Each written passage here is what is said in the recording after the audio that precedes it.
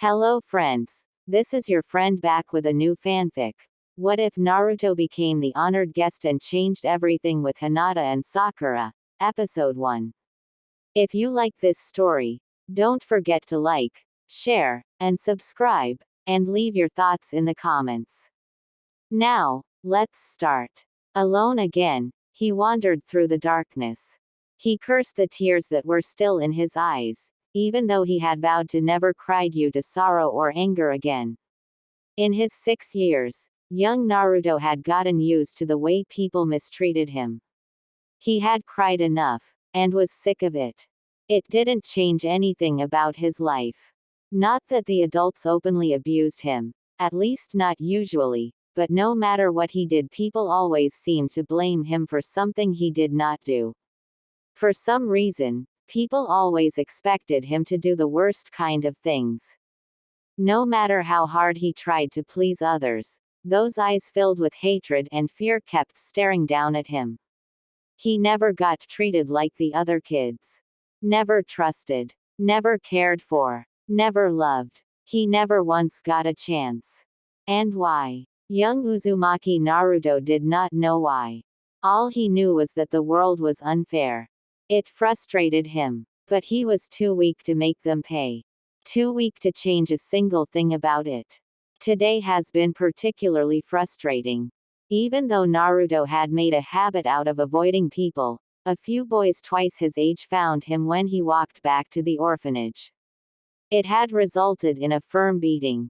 Sure, Naruto had tried to fight back, but he was too small.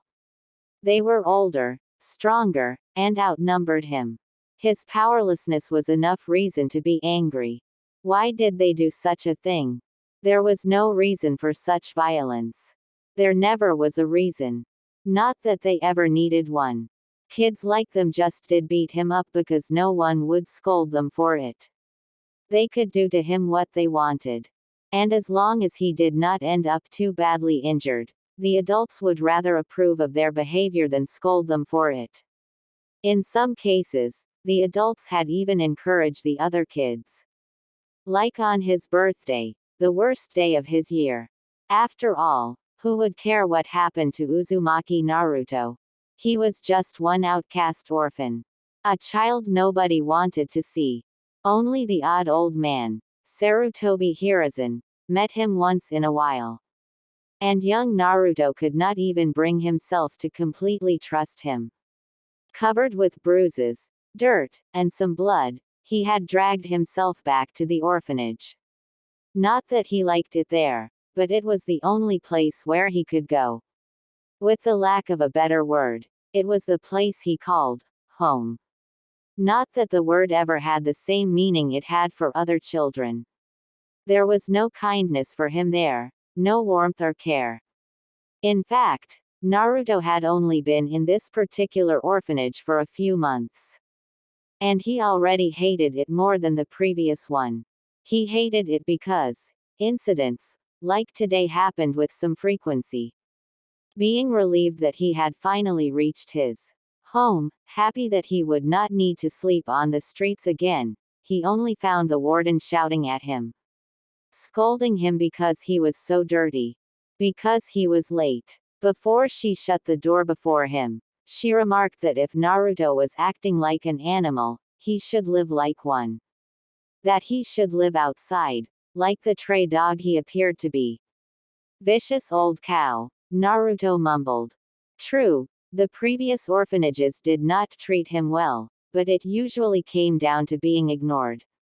At least, until they managed to find, or create, some petty reason to throw him out. But the warden of this orphanage really seemed to hate him. She enjoyed tormenting him as if he had done something to her.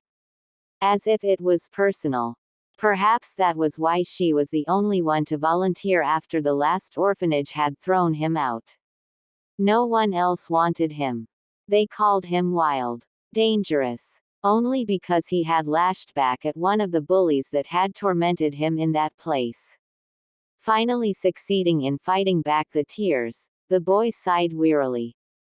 Why did they always have to pick on me? He thought. What have I ever done to deserve this? He felt angry, but ignored the weird sensation that always seemed to follow whenever he became angered. Perhaps I should just kick them all out of the village when I become Hokage, he mumbled darkly. Jisen said people have to respect a Hokage, so when I become Hokage they will stop picking on me. Lost in thought, Naruto failed to spot the man that was rushing through the dark alley. Nor did the man spot little Naruto, as he was preoccupied with the people of whom he knew that they were chasing him. The very moment the man smiled at the thought that had shaken his pursuers, he crashed into the boy, losing the bag he was carrying in his fall. What the? As he tried to get up he looked at the little boy who was now glancing at him. Damn it! Get lost you darn mongrel. His body hurt from the collision, especially his ribs as he was kicked there earlier that day. But Naruto did not mind this pain. Yet another person shouted at him. Another person who hurt him. When did it ever end? He snapped. The anger he felt before was nothing compared to the rage that now pushed away every other thought he had. This smothering emotion flooded his mind. Somewhere in the back of his head Naruto wondered why his whiskers itched so much, or why his senses suddenly improved so much. All those thoughts were drowned in his blood-red rage. No more. No more. I've had enough. The man felt the boy's chakra spike. Impossible for a mere child, unless the man realized what the boy must be. Sure, it worried the man for a moment, but Naruto was no match for a fully trained Jonin. The man just knocked him out, before more of his chakra would leak out.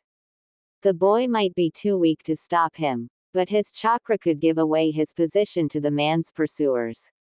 And even though he was confident he could beat just about everyone in one-to-one combat, he was literally the center of the enemy's village. Combat would equal suicide right now. Combat would mean a failure of his mission. An angry Hyuga Hayashi ran towards the place where the kidnapper was last sighted. No one would kidnap his daughter and heir and get away with it. As he got near, he activated his Byakugan once more, and spotted 2 members of the police force waiting for him, and several others spread out in the area. Where is my daughter? He angrily demanded to know from the most senior of the 2. Composure be damned, Hayashi had more important things to worry about right now. Hyuga-sama, we apologize, but the person who kidnapped her slipped away after the man stuttered, before being cut off by a nearby blast.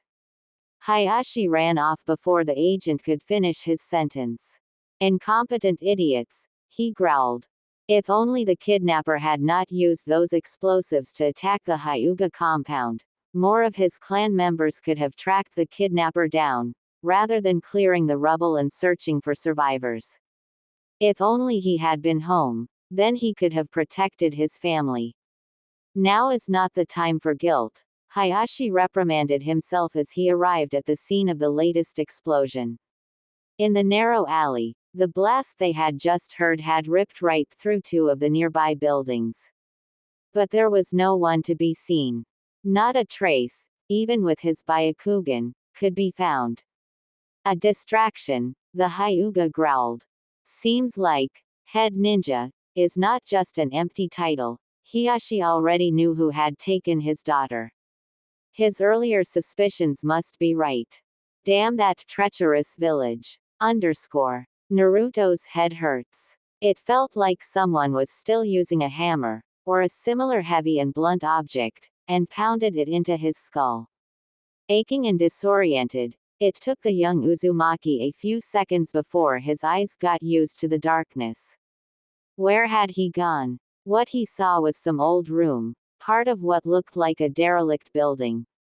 The building was in an even worse condition than the abandoned shed next to the orphanage. And they had told him that the shed had been abandoned for 6 years now, an eternity to a young boy like him. But somehow, this building was even worse. Trying out his body, Naruto regained some feeling in his limbs, and started to look around for a way out of this mess. The last thing he remembered was walking into a strange man, and that this man had attacked him. A kidnapper. It made no sense to him. People would beat him up. Yes, but kidnapping had never happened before. Unless he carried something. Perhaps his target was not me. Naruto looked at his side, and his suspicions were confirmed. Next to him was a girl of his own age, tied up and gagged so tightly that she could not make a single sound, let alone move a muscle. Her eyes spurred wide open when she noticed that Naruto moved. He froze for a moment. Looking right into her eyes, Naruto was confused by what he saw. She had eyes which Naruto had never seen before. Even though tears fell down from their corners, Naruto thought that the pure white eyes were the most beautiful eyes he had ever seen in his life. So pure, so innocent, yet at the same time they seemed to pierce right into his soul. Numbed from the kidnapper's hit, Naruto tried to get up. Much to his surprise, he was not even bound. Apparently, the kidnapper had never suspected that Naruto could recover that quickly from the blow. The kidnapper stood at the doorway, thinking how he could escape. Catching the heir of the Hyuga clan had been his primary objective, but he smiled at the thought of how his village would reward him when he returned with a Jinchuriki as well. Raikage-sama should reward me richly for this. But first I need to get out of this place. Their security is better than I had anticipated. This closed-off temple was a stroke of luck, but I need to figure out how to get across the walls without being noticed first. The kidnapper was a shinobi from Kumogakure. The Shinobigashira, or head ninja, of Kumo, ranked second only to the Raikage himself. Acting as a diplomat, the man was attending the signing of the peace treaty between Kumo and Konoha. Once he saw his chance, the man had grabbed his opportunity at night to execute his real mission. His masters from the Hidden Cloud village had preferred capturing the Byakugan over an unstable treaty. Though the girl he had captured was far too young to give birth, she had been of the strongest blood within her clan. And of the main bloodline, one untouched by that accursed seal of theirs. The Kumo shinobi knew that a decade of patience was worth the price of obtaining one of the strongest dojutsu that existed. Once she would be of age, they would make sure she produced enough children. Kumo would have access to the Byakugan within several generations. And with the loss of their Jinchuriki, Konoha's position would be damaged too much for them to afford a war with Kumo. It would be more likely that the other nations would tear apart Hai no Kuni, in its weakened condition. Even that peace-loving old fool of a Hokage would not be able to prevent their downfall, the Jonin smirked. But first he needed to get out of here first. After knocking out the Jinchuriki, the man had rushed towards the wall that surrounded Konoha, but security was too tight for him to escape while carrying both of his captives. Their response time was faster than anticipated. But luck was at his side once more, when he saw the sealed-off old temple. Oddly, the Jonin had not noticed the temple the day before, when he had been watching for possible escape routes.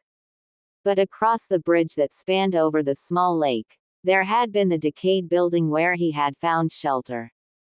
The ruin seemed to be an old temple, and it was conveniently located to the side of the mountain that backed Konoha. The temple was located at a small plateau that had been cut out at the foot of the mountain. From here, it was not even that far towards his left that the man from Kumo could see the gigantic stone face of the former first Hokage. Now what? How can I get out of this? Naruto thought, pondering on what he could do best now. He noticed that his kidnapper was looking the other side, so getting away on his own wouldn't be that hard. But that girl, should I abandon her? I don't even know who this guy is, or why he took this girl away. Clearly, he is on the run from someone, so he probably is not an ally of Konoha. In that case, maybe I should go with him. Wherever he's going, it can't be much worse than this place, right? But that would mean that I would abandon this girl to whatever fate is waiting for her in the place this guy is traveling towards. I can't let that happen, can I? Should I really risk my life for someone else? For someone I don't even know? Or should I make a run for it? Naruto looked at the pure, white eyes. She was strange, Naruto noticed. Most children around him seemed to hate him. He could feel their hatred towards him. He could describe the sensation, but he knew it when he was near someone who had strong negative emotions. And in his case, this applied to nearly everyone. But this girl, why does she feel so innocent? Abandoning someone like her would make me the bad guy. Think, Naruto, what would Jisun do? Looking at him, with her eyes wide open, it was as if she saw his dilemma. It really seemed as if she looked right in his soul. Naruto shuddered a little when he saw her frightened stare. He knew she saw his dilemma. And a single tear was her answer to his doubts. One tear which answered all of Naruto's questions. Careful not to make a single sound that could notify their currently distracted kidnapper, he dragged the girl away to another room. Naruto found himself lucky that she was gagged, or she likely would have drawn the kidnapper's attention. Not that he could really blame the girl for being panicked. After all, she would probably be some spoiled kid. Because she would have to belong to some rich clan if someone wanted to kidnap her like this. After he had dragged her to the other room, he started looking for a way to barricade the room. Or to escape. Naruto did not know what kind of knots the kidnapper had used, but he could not untie the girl.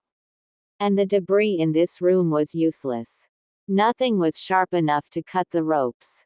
Stay quiet, he whispered in the girl's ears. Don't move. I'll look around. The white-eyed girl paled even further, and nodded. Though, Naruto could see she did not like it that he left her there. But he couldn't drag her around either. Naruto was lucky that the wind caused the old wooden building to make enough sounds to mask his own slip-ups. Though he had practiced his silent movement for most of his short life, as he always tried to avoid drawing anyone's attention, Naruto could not avoid a few accidental creaking sounds. Sadly, the building was rather small, with a few small rooms and one large room in the back. That larger room was strange, not in the first place because of the strange sensation Naruto felt when he set foot in the room. He looked around and felt confused by what he saw. Masks. Naruto mumbled under his breath.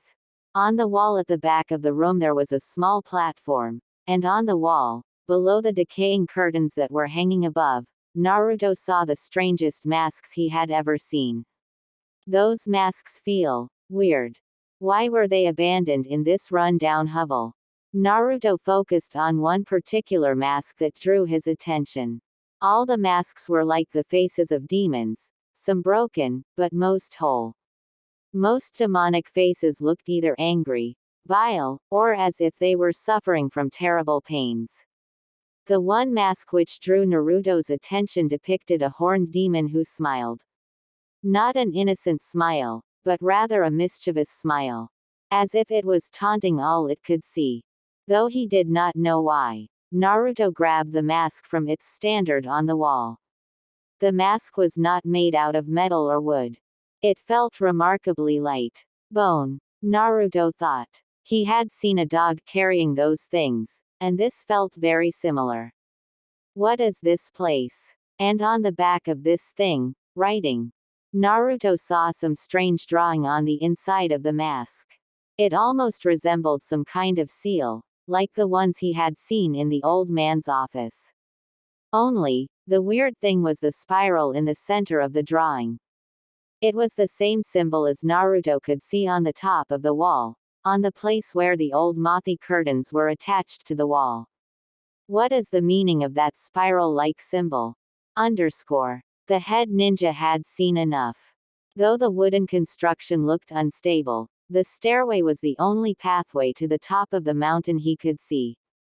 It was worth the gamble. The Konoha shinobi would be searching in different directions, so the chances of getting away would be highest if he fled across the mountains. Going back through the village would be a no-go. I should strap that girl to my back. She is my primary mission, the man mumbled to himself. He knew he had an impressive enough physique to carry 2 children, without being slowed down too much. The Jinchuriki brat could just be carried along in the bag he had used for the girl earlier. If he somehow got into trouble, he could always drop the brat from the mountain. He had heard that, upon death, the creatures sealed inside a Jinchuriki would break free. And a rampaging demon would form the perfect distraction in case of trouble. What the? The man cursed after walking back into the forsaken building. The children were gone. He punched the wall near him. Of course he would heal quickly. He has a damn demon inside him.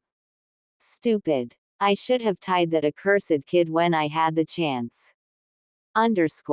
With the mask of the mischievous demon in his hands, Naruto was sneaking back to the room where he had left the white-eyed girl. Then he heard shouting. Damn, he found out. The child muttered softly. What should I do now? Naruto had not found a single thing that he could use to untie the girl, other than a few splinters of the wooden building itself, so he wanted to return to her and try to look if he could find some other way out of their predicament, but it was already too late. Though, perhaps, if the man started to search in the building, could Naruto grab the girl and drag her out through the now unguarded front door? It is the only way out of this building, so if I move quick enough, it should be possible. Naruto remained careful, not wanting to be spotted by the man, and hurried to the room where he had left the girl who had shared his fate. But, again, Naruto was too late. The man had already found the girl, and looked quite stressed. Of course, that brat would leave her behind while he looked for a way out. Naruto heard the man talk to himself. Stupid, the man cursed. And now he probably slipped away. Damned monsters. They're all the same. Shit. He found her. I suppose I could hide myself, and let them go. Naruto shook his head. He knew the man was bad news. Naruto never knew why he could do it, but he always felt if people wanted to mistreat him, that was how he managed to escape the worst people. And this man definitely had no good intentions. This man felt worse than usual. And whether it was aimed at him or the girl, Naruto could not say. But Naruto knew could not abandon the girl. The sight of those white eyes looking at him, filled with fear, but also with a glimmer of hope, haunted him. She trusted him. He was the only hope she had. Naruto looked down at the mask. Perhaps I can scare him. And follow up with a hit. If I hit him between the legs, I might buy enough time to grab the girl and get away. Naruto looked around, and between the debris he found a chunk of wood large enough for him to use as a club. Nervously, Naruto waited till the adult was turned away from him. For some reason, the man was busy with the girl's ropes. Don't be foolish, brat, the man said, hearing someone enter the room. Naruto froze as the man stood up and turned towards him. What the? The head ninja had heard the kid. He was sure of that. But he saw nothing. What kind of joke is this? Damn it, I hate these demonic freaks. Not that Naruto understood anything of what was going on. He felt his heart thumping. For a moment he had lost all hope. But the man looked straight at him, but did not seem to be able to see him. The mask suddenly felt heavy though, as if it drained Naruto from his energy. Without further hesitation, Naruto jumped forward, stabbing his improvised wooden weapon into the man's stomach. Sarutobi Hiruzen realized his age began to slow him down. In the middle of the night, an Anbu shinobi had informed him about the attack on the Hyuga compound, as well as the chase that was currently going on. Hokage-sama, a boar-masked Anbu bowed as Hiruzen reached Konoha's outer wall. Report, Hiruzen ordered. There are no signs that anyone has passed the walls, the Anbu said quickly. Someone has attacked the Hyuga estate during the night, and kidnapped the heir of the clan. Hyuga Hayashi has given chase, but most of the Hyuga are occupied with danger because of the explosion. Do we know who is behind it? No, Hokage-sama. Another Anbu jumped down. The gray-haired shinobi panted as if he had been running at full speed. Hokage-sama, the seal on the Uzumaki shrine was reported to be breached. Hiruzen blinked for a moment. That is not too far away from the place where the kidnapper was last seen. You people continue the search. I will go to the temple myself, he ordered. Move out. Kumogakure's head ninja was furious. He heard someone move around, but could not see a soul. And then someone stabbed him. Invisibility. He had lost patience. A man of his stature did not take it well when a mere child was playing tricks on him. No, he was far too proud for that. Did the brat get some weird power from the demon he carries? Whatever was there, he would kill it. No more playing around. Visible or not, you'll die. Raiden. Mahi no Hado. Naruto did not understand what the man had done, but some kind of shock wave suddenly hit him. Every hair on his body stood out, and his mouth suddenly was as dry as if he had not had anything to drink in days. The demonic mask broke into several pieces when Naruto fell backwards, with his limbs moving uncontrollably. But there was no pain. Only a burning sensation, as if something in his stomach had caught fire, and the fire spread through his body. Grabbing two of the largest pieces of the now broken mask, Naruto tried to get up again, but his body failed him. The last thing Naruto saw before losing consciousness was the kidnapper moving towards him, and then seeing the same man falling to the ground after something, or someone, else burst into the room. Then all vanished in the darkness. Author's notes. Welcome everyone. This is the first fanfiction I have ever written, so I will warn you in advance that there is something called a learning curve. The quality will improve the further the story progresses. But I do aim to edit these earlier chapters, raising the quality to current standards. As the summary implies, this is a story focusing on Naruto and Hinata. I prefer a slow development between them, rather than giving you the whole Deus Ex Machina approach in the first chapter. After all, this story starts at the very beginning, with them as children. That doesn't imply that this story will be innocent.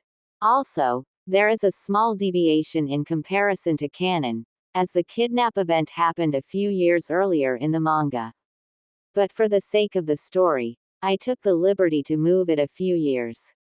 It wouldn't make much sense to have a 3-year-old Naruto being able to stall the kidnapper, would it? As I said at the start, this story isn't going to focus on the childish idealism which the original story opted for.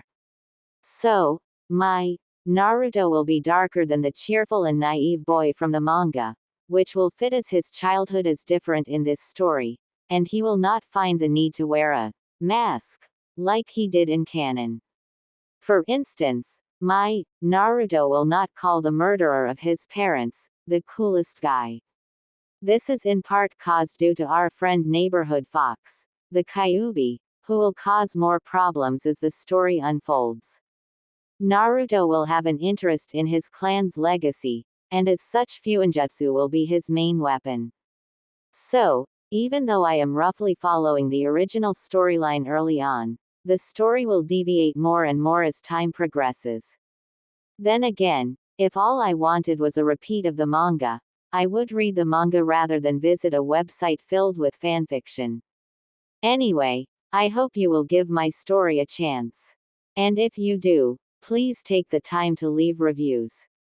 Every writer can use constructive criticism and/or encouragement. Enjoy. Ziltoid. Raiden. Mahi no Hado equals lightning release. Wave of paralysis. Hyuga Hayashi rushed to the Hokage's office. A silver-haired Anbu with a dog mask had informed him that the Hokage summoned him, stating that it was a matter of the utmost urgency. Not that he really wanted to, though. In fact, he was outright annoyed at the moment. He wanted to inspect the damage done to his clan. He wanted to see how his daughter was doing. The dog-masked Anbu had assured him she was doing fine, but he wanted to see that with his own two eyes. But he could not disobey direct orders from his Hokage, clan head or not. Hokage-sama. He bowed slightly. Only barely enough to show the proper respect which the elder Sarutobi deserved. Hiashi. Hiruzen nodded, ignoring the man's restlessness. I am sure Kakashi told you already, but both children are at the hospital, where they will first be checked for injuries. I think they will both be fine, even though a little startled from everything that happened to them today. Both. Hiashi frowned. Though, he quickly discarded that bit of news. What happened to Hinata? Apparently, the ambassador from Kumo was more interested in capturing a Jinchuriki and your daughter, than he was in the peace treaty we just signed, Hiruzen sighed. Fortunately, he triggered a seal upon hiding in a building. I found the three there, and I was just in time, or so it seemed. How is my daughter? As said, Hinata is fine. And from what I could see, it was because Naruto managed to slow the kidnapper down. Else, the man would have been on his way to Kumogakure before I had arrived at the scene. Uzumaki Naruto? Hayashi asked. Ah, of course, that child. Only now did he realize what the Hokage said. With all the adrenaline running through his veins, Hayashi was still rather distracted. It was one thing to keep your calm during battle, but when it was an attack on your family and clan. Hiashi. Hiruzen bowed forward over his desk. We both know how much influence your clan has, but I must ask you not to take any measures after this incident. We have yet to ascertain whether or not the ambassador was acting independently, or if he was executing a mission on behalf of Kumogakure. But whatever happens, I would prefer avoiding war. Hiruzen put up his hand when Hiashi stirred at his words. While the incident is disgusting to me, I am not planning to let this escalate into something much worse. I do not think that this grave insult excuses the sacrifice of countless lives. The Hyuga have no interest in war either, but we will defend when we are attacked, Hayashi said. But if you will excuse me, I will visit my daughter first, before I make any decisions. Very well, but do not delay too long. There are parties within the village who are already scheming for an immediate retaliation against Kumogakure. I cannot afford to wait much longer. Pensive after his meeting with the village's leader, Hayashi barely paid attention when he strode through the hospital, towards the room which the receptionist had pointed him at. Oh, he heard his daughter squeak when he entered the room. Hinata. Hiashi smiled. Though it was technically not proper behavior, he could understand the child's tears. She did go through quite an ordeal. Are you all right, Hinata? The girl nodded, and quickly tried to wipe away her tears, knowing her father disapproved of such lack of composure. Not that she had much success, as new tears appeared just as fast. Hokage-sama saved us. But, Naruto-kun is fine, a female voice spoke from behind Hayashi. Not that he was very surprised, as his wife at times seemed to be aware of everything. Hayashi knew very well that if he was to be regarded as the best Jukin practitioner of the clan, Hyuga Hitomi would be the one with the best eyesight. Hitomi. Hiashi. The woman smiled. Hinata is uninjured, despite the kidnapper's crude methods. Okaa-san, can I? Hinata looked up to her mother. Can I see him? Is he awake? He is still asleep, she said gently. Hinata's face turned to the down, her disappointment obvious to her parents. But the clan owes Naruto-kun. If he had not stalled the kidnapper, at the risk of his life, the man would have been on his way back to Kumogakure before Hokage-sama could have stopped him, Hitomi added. Can we help him? Hinata begged. Hayashi looked at his wife, who was busy correcting a deviant strand of her daughter's dark blue hair. His wife took a strange pride in that their eldest daughter had the same color of hair as she had. We will. And should, Hitomi assured her daughter, looking up at her husband's frown. From what Hinata just told me, Naruto-kun could have chosen to stay out of it. He could have run for his own life and abandoned our daughter, but he did not. His wounds are not severe, but his tenketsu are strained. We could offer him a place where he could recover in peace, while we find a proper way to repay him for his role in today's events. Can Naruto stay with us? Hinata said hopefully. Hayashi nodded. That would be proper. For now, I will convey this to the doctor, and ask Hokage-sama for formal approval. He emphasized on the last word, making clear to his wife that the case of Uzumaki Naruto was a special one. Not that he needed to tell her. Hitomi often paid more attention to affairs outside of the clan than he did. She knew very well who and what Uzumaki Naruto was. Excellent. I will arrange for my cousin Haruki to look after Naruto. If I recall correctly, the cottage next to his recently became vacant. I suppose it would be a suitable place for Naruto to remain. I can imagine that some distance from the main building would be better for the child. And it would no doubt be preferred by many within our clan. Besides, if we would accommodate him inside the estate itself, it would create the wrong impression that we took him in. She smiled at her daughter.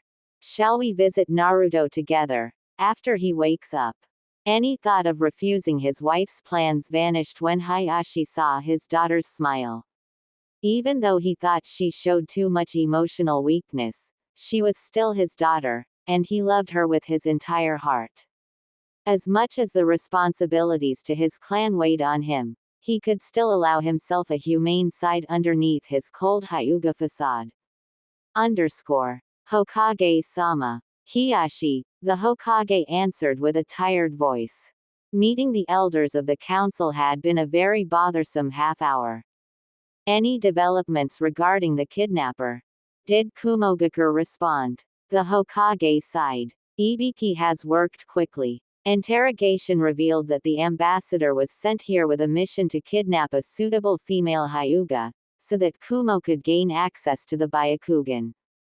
Hiruzen saw Hiyashi's eyes narrow, as he considered the implication of what was said.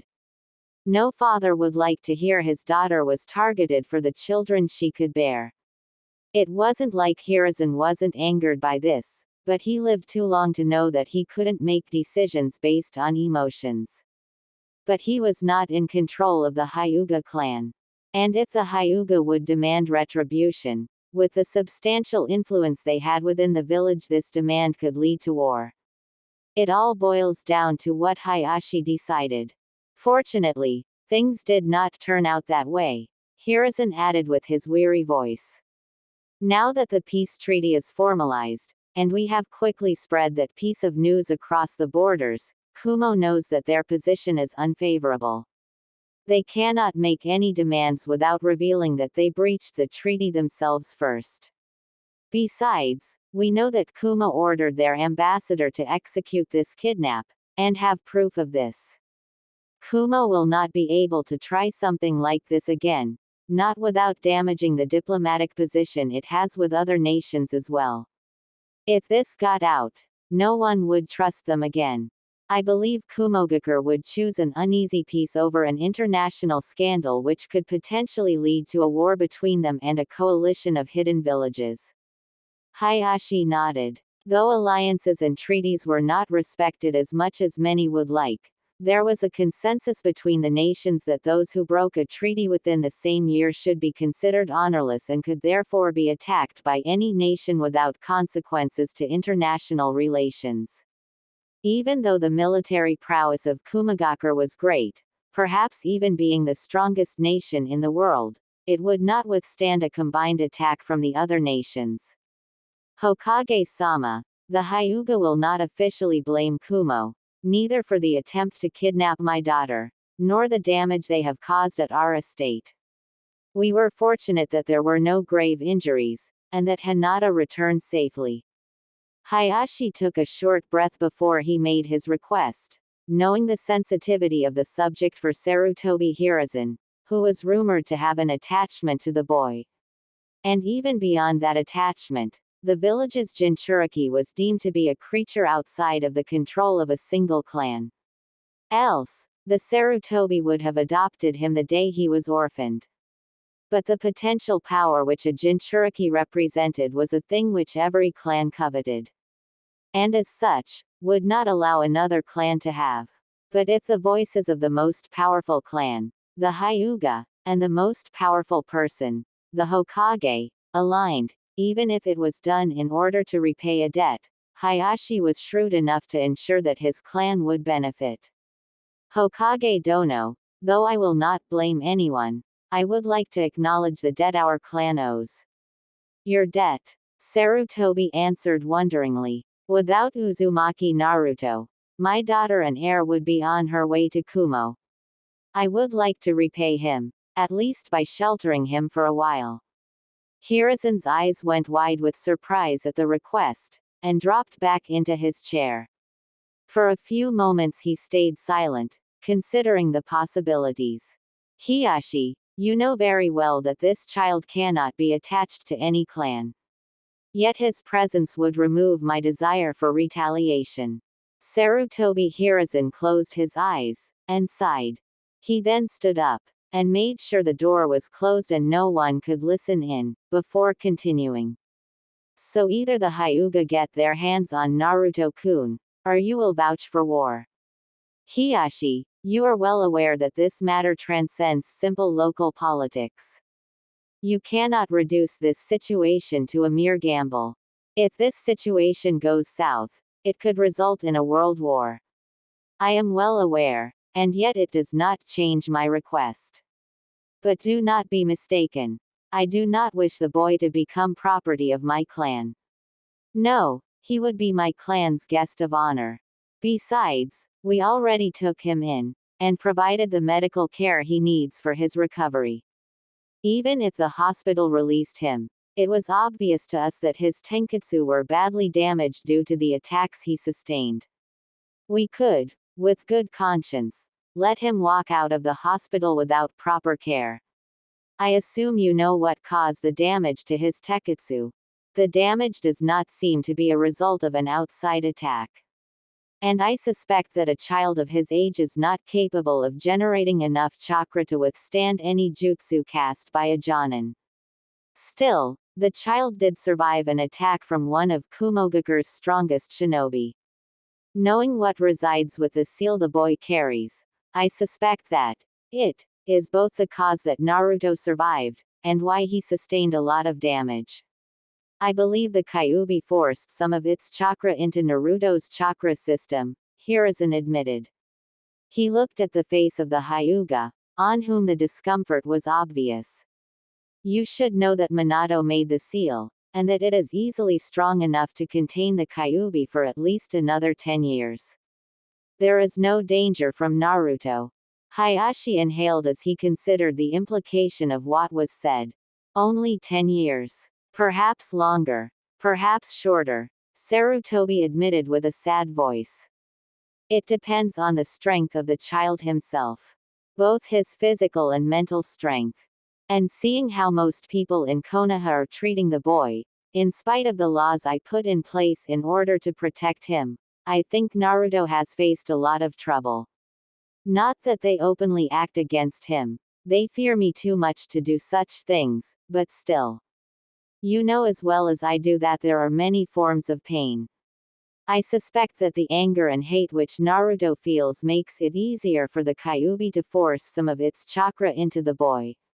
If that process continues long enough, it could affect Naruto's mental stability, and that might give the Kyuubi a chance to break the seal. The Hokage started pacing through his own office, his sadness now somewhat replaced by an undercurrent of anger. The kidnapper stated that he accidentally ran into Naruto. I contacted the orphanage where Naruto lives and they claimed Naruto did not return on the night of the incident. Claimed. So you doubt their intentions? The warden clearly lied. But unless I fully investigate the situation, I cannot be sure. I don't want to draw too much attention to Naruto. His position as a Jinchuriki already draws enough unwanted attention. I had to transfer Naruto a few times already because I suspected that the orphanage did not treat him well. But you know why my clan could not take him in. And if I show too much concern for the boy, I even create the risk that my enemies will turn to him in order to get to me. And the other clans would not allow me to adopt him either, as the Jinchuriki should not be bound to a single clan according to the will of the council, last time it was put to a vote. I am aware of that, but this day changed my opinion of the boy. And you want my support in this, no doubt. When we treated Naruto, he was already covered with bruises and had 2 of his ribs cracked. The hospital did not seem to care, but our doctor suspected that those injuries were older. Hayashi changed the subject. Months, or perhaps days. The rate at which he seems to recover makes it hard to be sure. But it is sure that the boy was injured before today's events. I think I will ask Ibiki to pay the orphanage a visit as well. Hiruzen said darkly. The Hyuga owe a debt to Uzumaki Naruto. He saved my daughter, and my clan's heir, from a fate worse than death. This is why I request to give him shelter for a longer period of time. At the very least, my clan owes him that. And yes, this will create some resistance, but there are plenty of people who owe me a favor. But this will require your help, Hokage-sama, to make sure that this will pass through the council. I admit I had not expected such an offer, he said softly. Personally, I want what is best for Naruto-kun, disregarding the whole political situation. And I think your clan could at least see the difference between Naruto and his burden. I understand. In fact, my wife was adamant in this case, because she knew the previous Uzumaki who lived in Konoha very well. Hiyashi looked thoughtfully and remarked, considering his hair, his looks, his behavior, his name, and the fact that Kushina was pregnant at the time, it is easy to deduce who the father. Naruto's lineage is an S-class secret, Hiruzen warned. Exposing this secret is punishable by death, regardless of rank. Even the council is not aware, and I would prefer it to keep it that way. And I expect that those who knew Kushina that well, also know the reasons for keeping it a secret. Hiruzen paused for a few seconds. Naruto has been the victim of several accidents before. I don't want to attract any more attention to him, especially from abroad. Iwa would go to war for this. And I highly doubt the people from Konoha will treat him very differently if they knew the truth. I am afraid that many only see the monster, and not the boy. Do you intend to tell Naruto? Do you expect him to understand? No, I will tell him when he is ready. I would prefer not to burden him with the issues of his lineage and his prisoner. You will notice he hardly trusts anyone, always expecting the worst of others. I tried to talk to him at times, just like how Jiraiya, accidentally, met him a few times. But even to us, he hardly shows any trust. I cannot blame him. Hayashi sighed. Hiruzen sighed. Very well, I will agree with your proposal. But I will compensate for the cost of his stay.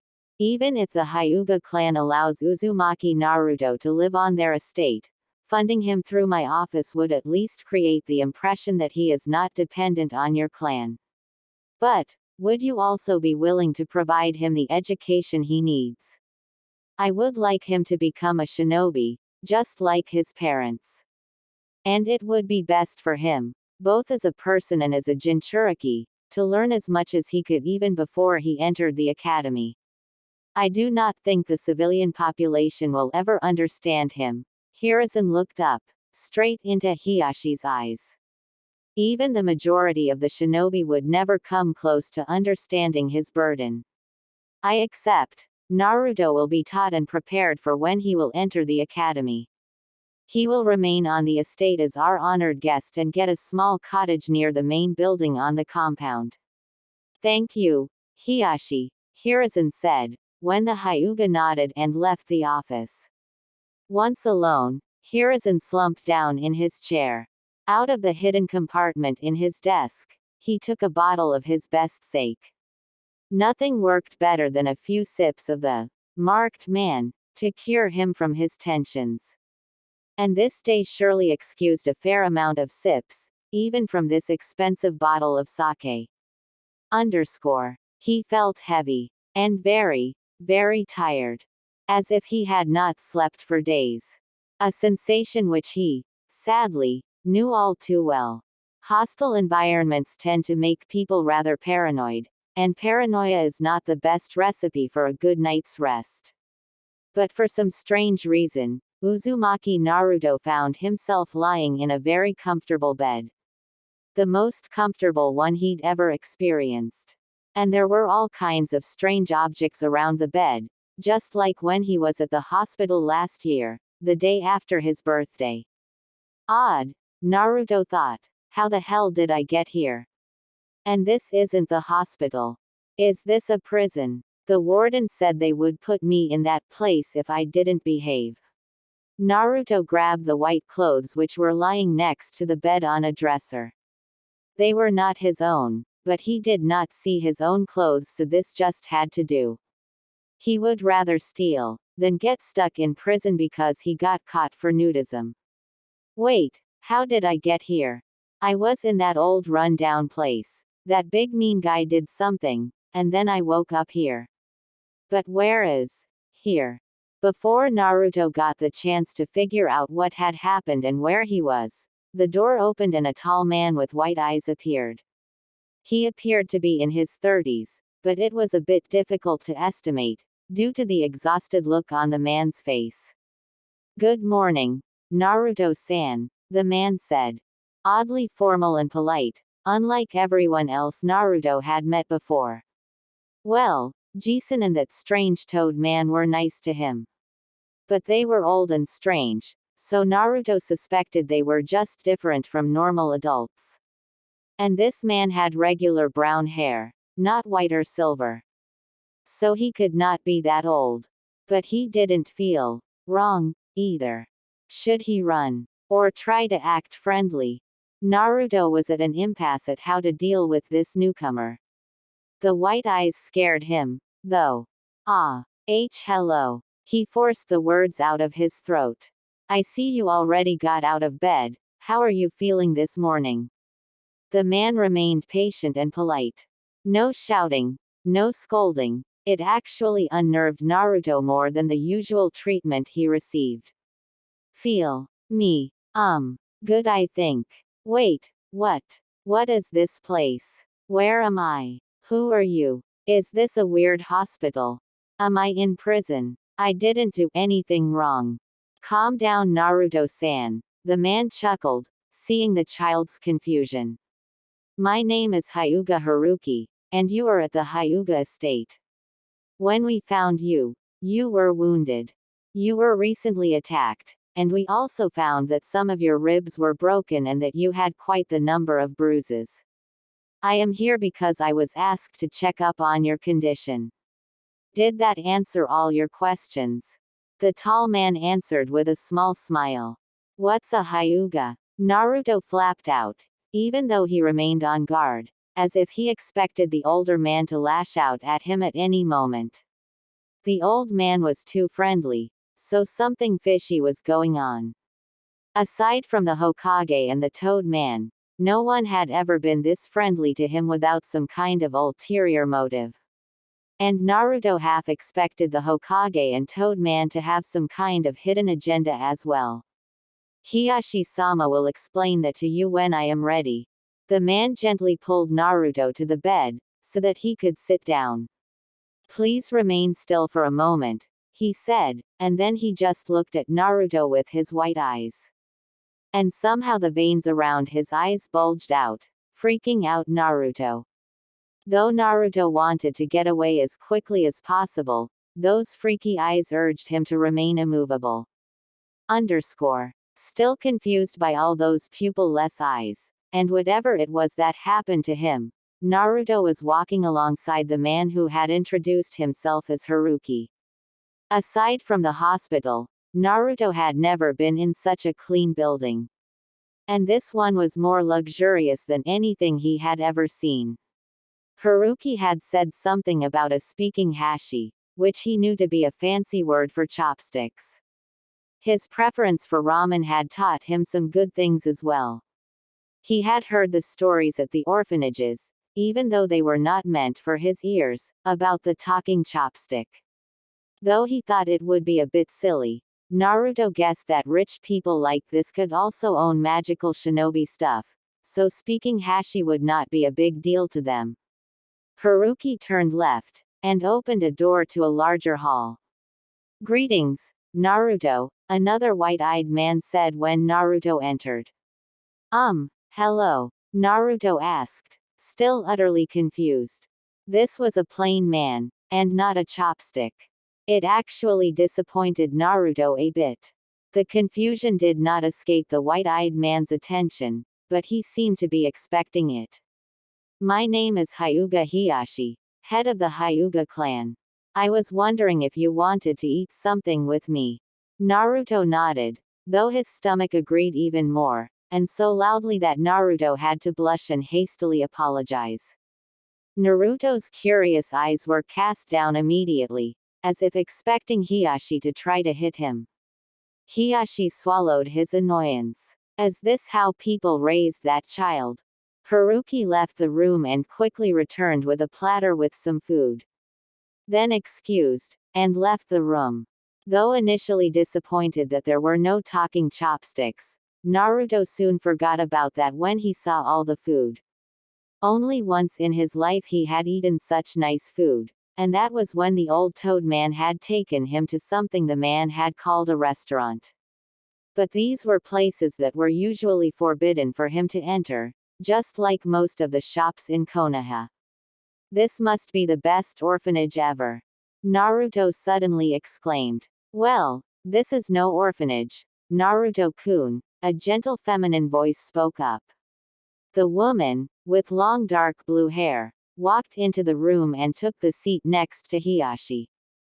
"Greetings, my name is Hyuga Hitomi," the woman introduced herself, "and I thank you for saving our daughter." "Daughter. 4 days ago, you aided in the rescue of our daughter," Hiyashi answered. 4 days. Naruto pondered, and then shrugged as he continued eating. After 2 bites, however, he realized what was said. "I stopped that evil man." "Evil?" Hitomi asked, somewhat confused. Naruto tilted his head somewhat, as if he was considering telling them the truth or not. Yeah, he felt evil, he decided. "I do not know what to call it otherwise. It's not sight or smell, but I definitely felt that he was wrong. If he can sense malice, Kyuubi's influence might be stronger than I anticipated," Hayashi thought. Aside from everything he had to manage for the repairs to the compound, he had also taken the time to research several of the records on Jinchuriki and their abilities. And Mito, the wife of the Shodai Hokage, had this peculiar sensory ability. "You saved our daughter, who is the heir of our clan. As such, we would gladly thank you, and offer you to stay at our estate." Naruto looked like his brain just exploded. "I don't need to go back to the orphanage." "Is this a joke?" he asked cautiously, prepared to have his hopes shattered.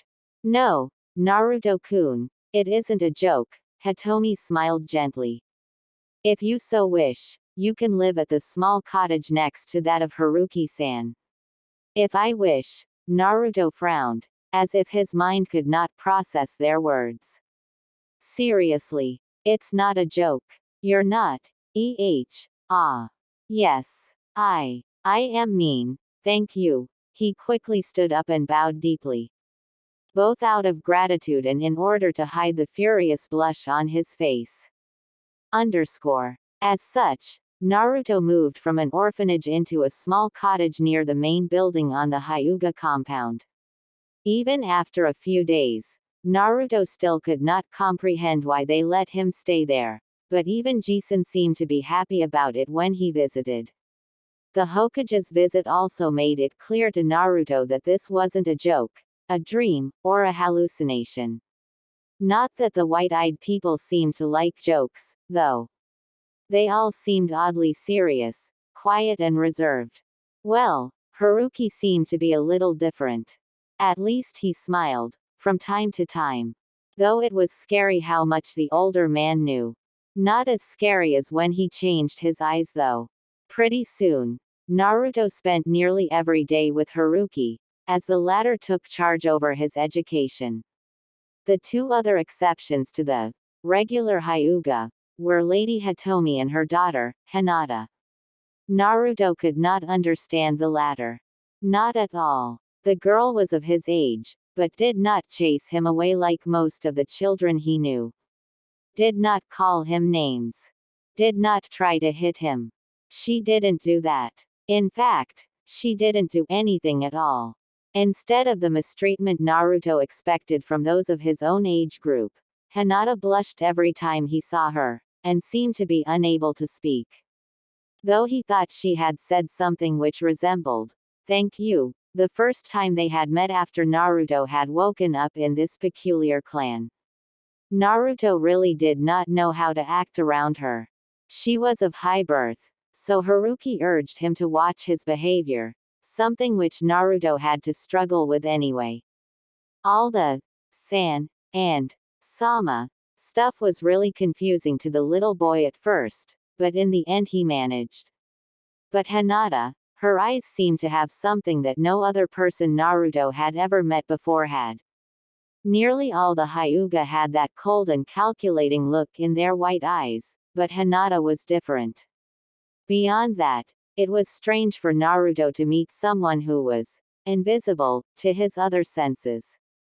It gave Naruto an odd and blind feeling. Not that Naruto knew how to properly talk with her. No one of his own age had really done that. Even at the orphanages, both because he was often kept away from others and because he was often moved. Still, there were many more things which Naruto could not comprehend. For one, why there was such a difference in how the white-eyed Hyuga behaved. One group was humble and reasonably friendly, even though distant. The other group, however, barely took the effort to notice him. As if he was too low for them to even want to see. Haruki-san, why do so many Hyuga cover their foreheads? Naruto asked in one of his lessons. There is a difference between the main house and the branch house, Naruto. The main house is the family of the head of our clan, while the families of the branch house serve the main house. So are you from the branch family, Haruki-san? Naruto asked upon looking at the man's head protector. Yes, that is why I am assigned to take care of you, as you are the honored guest of our clan. And as I retired as a shinobi shortly before you moved in, this became my new task. It's certainly more interesting than gardening, Haruki smiled. You were a shinobi? Naruto asked with his eyes wide open in surprise. Could you please tell me about that? In his small cottage, living next to his caretaker, Naruto spent 3 years within the Hyuga clan. Haruki taught him etiquette, cooking, gardening, and generally just everything he needed to know to live a normal life. Hiyashi's brother, Hazashi, from time to time, helped Haruki with Naruto's combat training. For some reason beyond Naruto's understanding, Haruki was not capable of exerting his body, even though he could teach the theory and stances. But where he initially was capable of sparring with Naruto, he soon grew too weak to do such strenuous things. And though Naruto was, officially, a guest to the clan, he happily helped carry chores in his spare time. Gardening was especially something Naruto found very satisfying to do. And it gave him some chances to interact with other people from the branch family as well. At the very least, it could be said that young Uzumaki Naruto was not bored in his time growing up. It probably saved Konoha from quite some pranks which he might have pulled if he had been bored. Not that Naruto was always well behaved. But pulling pranks on people who seemed to see everything was a bit difficult. Well, the other children he could trick, but Naruto still preferred to stay away from those of his own age, as he had never forgotten the orphanages. In his experience, those of his own age were the cruelest to him. Though, to his amusement, Hinata always seemed to be embarrassed when she didn't notice him on time. Haruki always berated him for teasing a main family member though. But Hitomi never seemed to mind. For some reason the wife of the clan head always seemed to tolerate his deviant behavior even when most frowned upon it. Especially the elders of the clan did not hold him in such high esteem. They, and with them many others, avoided him whenever they could, or ignored him if they had been unable to avoid him. Still, these 3 years were, by far, the best of his life. He did not even notice that the weight in his stomach had lifted as he grew happier. But this happiness was not supposed to last. The day he had to go to the academy came closer. And Naruto was not really looking forward to his first day at the academy. But for the Hyuga, it seemed to be a celebratory event. Hayashi and Hitomi invited him to a party, which was thrown in honor of their daughter Hinata, who would enter the academy on the same day as he would. As Naruto approached the dining room, he frowned at the thought that they would have the same classes. Naruto never really understood the girl. She avoided him just like all those who disliked them, and blushed in shades of deep red as if she was really mad at him. But she never said anything, and always avoided looking him in the face, especially when he directly looked at her. Perhaps he could determine whether she hated him as much as he feared she did. In his defense, young Naruto had only met the disapproval of others in his life. How was he supposed to expect anything different from others? Before Naruto reached the doors of the dinner room, though, he smelled something familiar. Well, it smelled. What do you call this sense? If even Haruki didn't know what I mean, Naruto thought. Still, it disturbed him. Usually he only felt such a thing near people who wanted to hurt him, so he looked around. It does not come from the kitchen, nor the living room. Guest room perhaps. Naruto thought as he walked towards the said room, noticed voices. I assure you it'll work. Just spread the powder over it, a whispering voice said. If you say it will do the trick, then who am I to doubt you? Another voice answered sarcastically. Do not forget your position. And the cinnamon rolls are powdered anyway, so no one will notice the difference. Well, next morning they'll know, the first voice answered with a soft laugh. And perhaps you could try to offer one to that fox brat as well.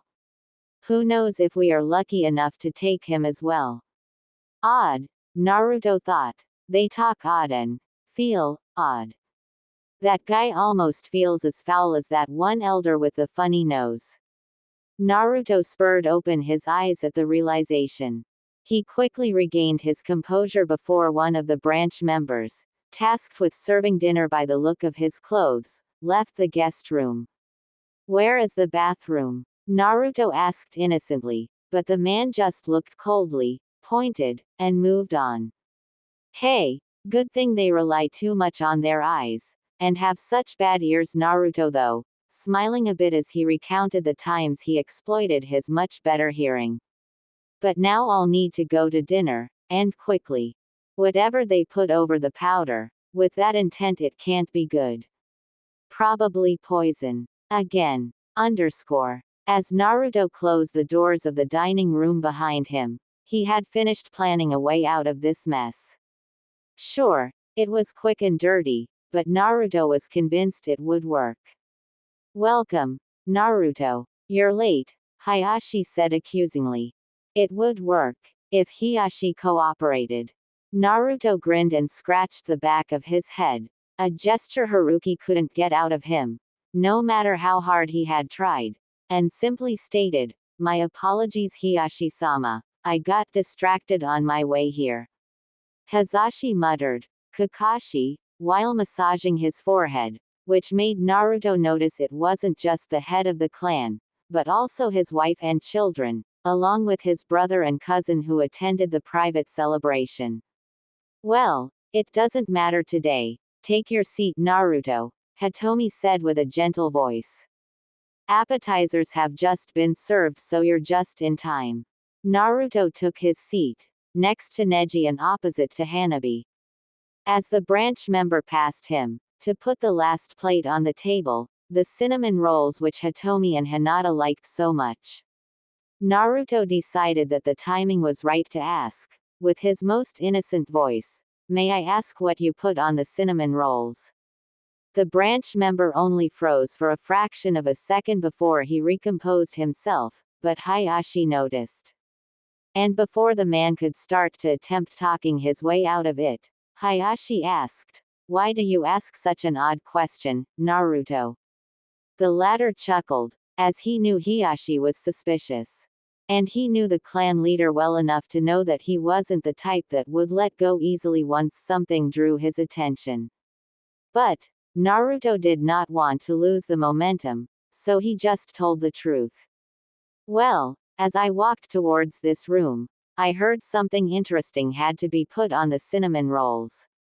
And since they said that it wouldn't be noticed due to the powder which was already on them, I merely got curious as to what would be different.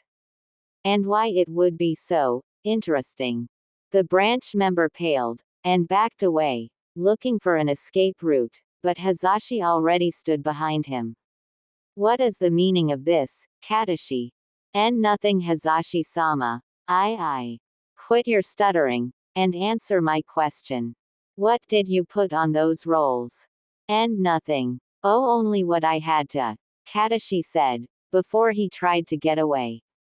It was a futile effort though. With the two best Juken practitioners of the Hyuga clan next to him, Hyuga Katashi of the branch family merely took 2 steps before he was paralyzed. Sadly, that was also the last thing Katashi ever did, as he suddenly twitched and suffered an unspeakable pain as his caged bird seal was invoked. While Hitomi ensured her daughters and Neji left the room, Hayashi gestured to Naruto to stay put. Then, Hiyashi's anger was pointed at Hazashi. "Find out who is responsible. Now," he growled. It had to be someone from the main family, but who would betray him? He needed to know. No one would hurt his wife, nor his child. Even though the performance of the latter was disappointing until now, Hinata was still his daughter. And the idea of someone of his own family trying to hurt them, a cold fury took hold of Hiyashi. "Yes, brother." Hazashi bowed and left. After a branch member confirmed the extra powder to be poison, as already expected, Hayashi turned to Naruto, who had patiently remained in the room after the hand gesture from Hayashi earlier. "Thank you again, Naruto. You saved the lives of both my wife and my daughter. If I hadn't been a bit late, I would have missed it. It was merely a coincidence, Hiyashi-sama. Blind luck. Coincidence or not, this is the second time I am in your debt. If there is anything the Hyuga clan can do for you, please ask."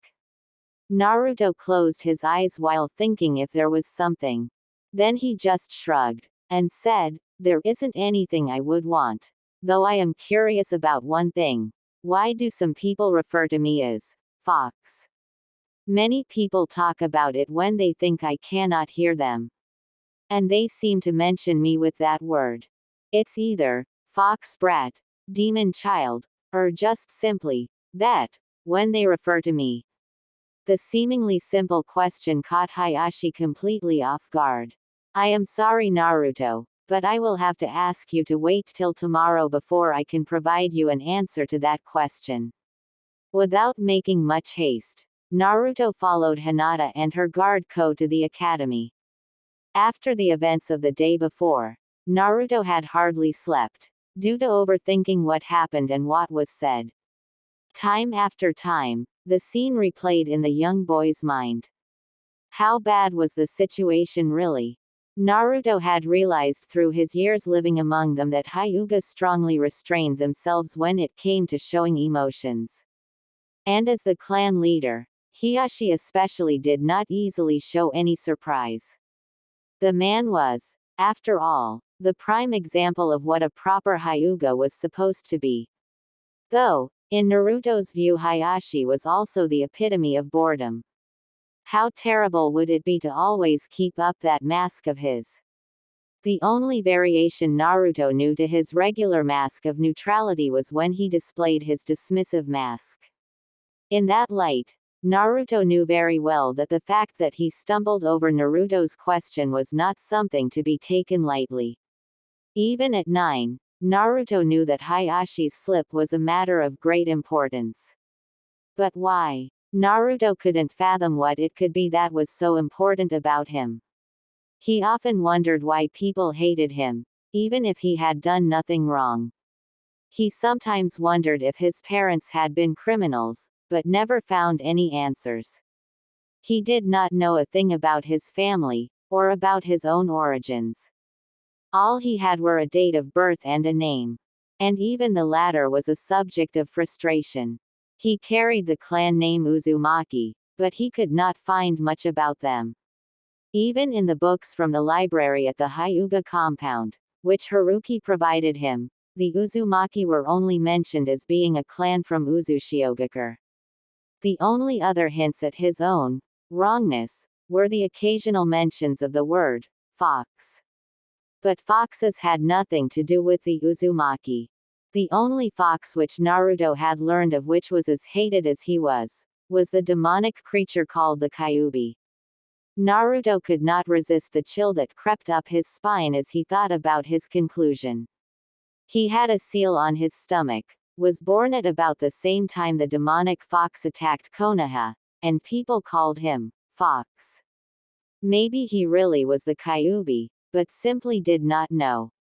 Perhaps he had lost his memories when the famous Yondaime Hokage had beaten him. Or maybe it had been a result of what the man, who had been one of Naruto's idols, had to do to take away his power.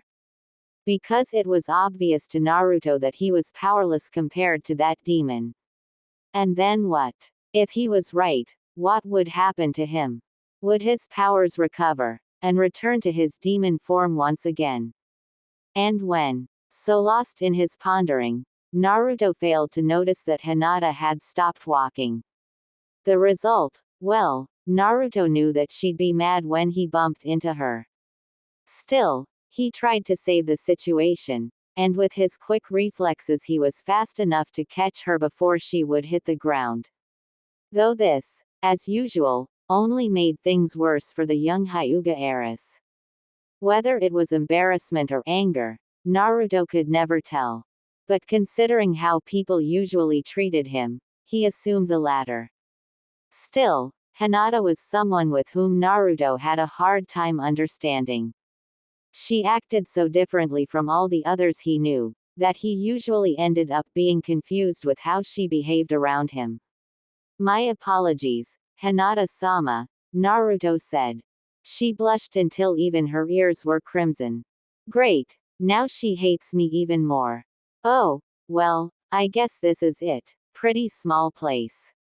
I expected the academy to be a lot bigger. Shall we go in, Hinata-sama?" He quickly continued before the frowning Ko would scold him for his indecent behavior. "No surprise there, that Ko-tem always seems to think I'm not even worthy to look at." "Prick. Why yes," Hinata mumbled, looking away from him. "Then let's see if classes are as boring as Neji-san said they are." Naruto tried to hide his discomfort, and attempted to lighten the mood a little. But considering the shades of crimson which Hinata still displayed, he failed miserably. So he sighed, entered the building, and left the two Hyuga behind. Underscore. So, how was your first day at the academy, Naruto? The Hokage asked kindly. Well, it was more interesting than I expected. Though, I guess Haruki-san already taught me most of the things I've heard about today. You know, history about the Shinobi of Konoha, and so on. That part was pretty boring.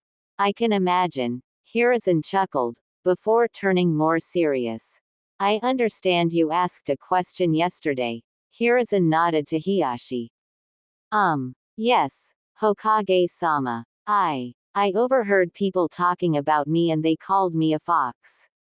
Well, not that they realized that I could hear them, Naruto added quickly, after seeing Hiruzen's angered expression. My hearing is just a little better than most, so sometimes I hear things others don't expect me to hear.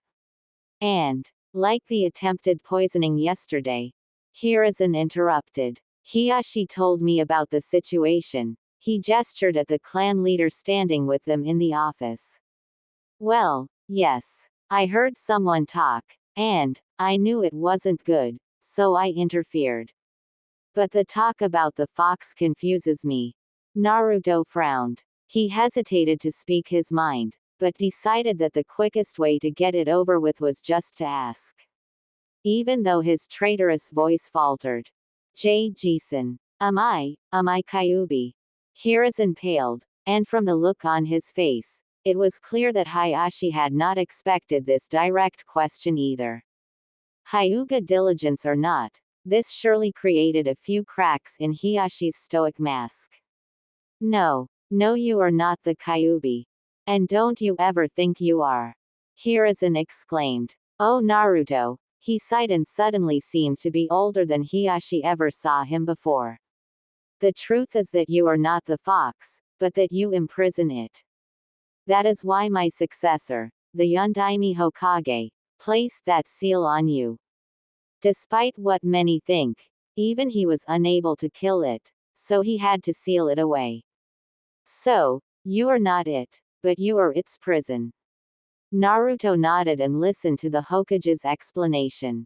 Not that he fully comprehended the situation, but at least he was not a demon himself. At least, he decided to take the old man's word on it that he wasn't. This demon thing also explained the behavior of others towards him, why they radiated such fear and hatred towards him, even when there had never been a reason for it. Why me? Naruto eventually forced the words out of his mouth. He felt tired, exhausted, simply because he had to process this piece of information. You were the last Uzumaki. You were the best candidate for it, the only candidate, Hiruzen said softly. The village was under attack, by something we could not hope to defeat. The Yondaime had to act quickly to avert the village's total destruction, and because of you he could save countless lives. A silence fell, uncomfortable even to Hiashi. The latter knew the truth, and could see how much it pained Hiruzen to talk about these things in front of Naruto. Though, he understood. He too would rather give his children a normal childhood. Unfortunately, our world doesn't allow us such things, Hiashi sighed. I am so sorry, Naruto, Hiruzen continued, his tired voice filled with sadness and regret. I am sorry for the sacrifice you were forced to make. You keep the fox at bay. By all accounts, people should see you as a hero. But instead, all that people give you in return for your sacrifice is hatred. Hatred, because of the Kyuubi and their own ignorance. Naruto scowled at the thought.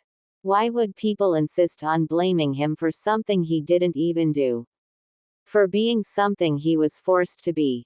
Why was the world so unfair? Naruto, please try to understand that at the time, half of the village was in ruin. Hayashi saw Naruto's conflicting emotions. That day, everyone lost friends, family, parents, and children. The people had lost their homes, and lost their leader. All that was left to them was a little baby who now held the monster inside him, the monster which was responsible for all that suffering and pain. Hayashi sighed. I know it must be difficult for you, and I agree, it was wrong. But people had so much sadness that they took it out on you, the only thing left of the Kyuubi. It is, as wrong as it is. The response was unavoidable. We believed you would not understand, Hiruzen continued. I believed that the truth, while you were still but a child, would only make your burdens even harder to bear. And I didn't want to burden you any more than you already were. That is why I forbade anyone from telling you, Hiruzen admitted. There were those who wanted to kill you for what you are. Those who experience the pain the Kyuubi caused. But I hope that by forbidding anyone to speak about your burden, and forbidding them to act against you, I could at least give you a somewhat happy childhood. A tear fell from his old eyes. I am sorry that I failed you, Naruto. The boy heard it all, but stood there as if he was frozen. When Hiruzen finished speaking, Naruto stood up and left the office, not wanting to show anyone his tears. Tears of anger, sadness, and relief. Relief that he was not the monster he had feared to be. He didn't know how to feel anymore, though he realized he had yet to understand the magnitude of his problem. Hinata was worried, not about herself, for a change. No, she knew well enough that she always disappointed her father, as she had little courage and even less talent. Her mother seemed to be the only one who was not worried about her shyness and accepted her as she was. No, she was worried about someone else. And she hated herself, as she did not even possess the courage to speak to the boy who saved her life. Who saved her not just once, but twice. She found herself despicable. Yesterday, Naruto seemed very sad. Hinata thought it was because of what happened to Katashi-san, but her mother said that it was not the case. She would not tell her why though. Why don't you ask him about it, Hinata? She had replied to the girl's questions. But as they walked to the academy, flanked by Ko, she only noticed his pensive look. And instantly lost what little courage she gathered. During the break, Hinata watched as Naruto sat down on the swing in front of the academy. He looked so lonely and sad.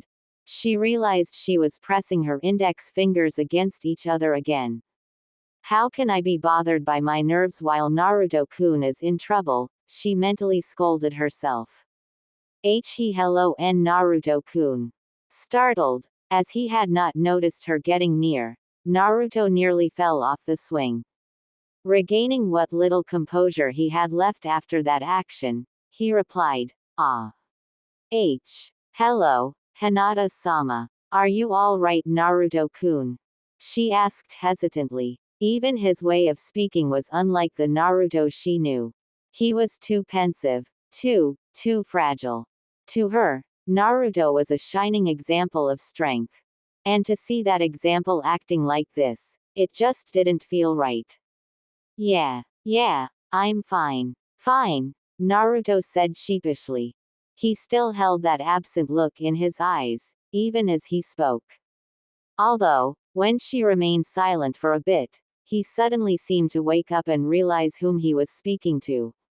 Hinata almost giggled as she saw him scratching the back of his head. Especially because she knew how much time Haruki had spent on it. By the standards of the Hyuga, such tics were a sign of bad manners. But no matter how hard Haruki tried, Naruto stubbornly continued to do it. Even leading Haruki to lament that Naruto just didn't seem to think before he would act. If I may, I'd like to. You don't seem to be very happy about going to the academy. Naruto frowned a bit. Well, most people don't seem to like me much, so I just stick to myself. He tried to smile it away. Hinata saw that it bothered him, though. She had seen his subtle glances at the other children of their class, and how they played and laughed together. To Hinata, it seemed as if he wanted to join in, but for some reason he wouldn't. Do you mind if you eat lunch here? she asked while blushing furiously. Naruto squinted his eyes and looked at her, wondering if she was serious. Ah, of course I don't mind. But there's no seat. Wouldn't you rather go inside, Hinata-sama? I am fine. She waited a moment to gather the courage for her next question. Would you like something to eat? I have too much. And I noticed you forgot your lunchbox, she squeaked. Please. Naruto seemed to be completely puzzled, and for a moment Hinata expected that he would just turn her down, causing her to fidget even more. Would he turn her down like everyone else did? Ah, sure. Fine. Thanks Hinata-sama, with a very strange voice, as if he did not believe this was real. Naruto sat down on the grass beside her, not comfortable on the swing, and ate a little from the food stuffed in her, far too big for a single person, lunchbox. Is this why Okawa-san gave me this lunchbox? Hinata realized. So that I could. Though they ate in silence, as she didn't trust her voice anymore and he was too confused about her sudden change in behavior, Hinata rejoiced. Finally she was a little closer to him. Finally she managed to cross that frightening distance between them. She was painfully aware that Naruto was only a few feet away. So close. She looked on as he ate, noticing the movements of his whiskers, the somewhat confused look still in his bright blue eyes. She looked at his beautiful golden-colored hair. She still recalled the first time she saw him. Why would Hinata-sama do this? Naruto pondered. I thought she disliked me like everyone else, but now she just offered me food.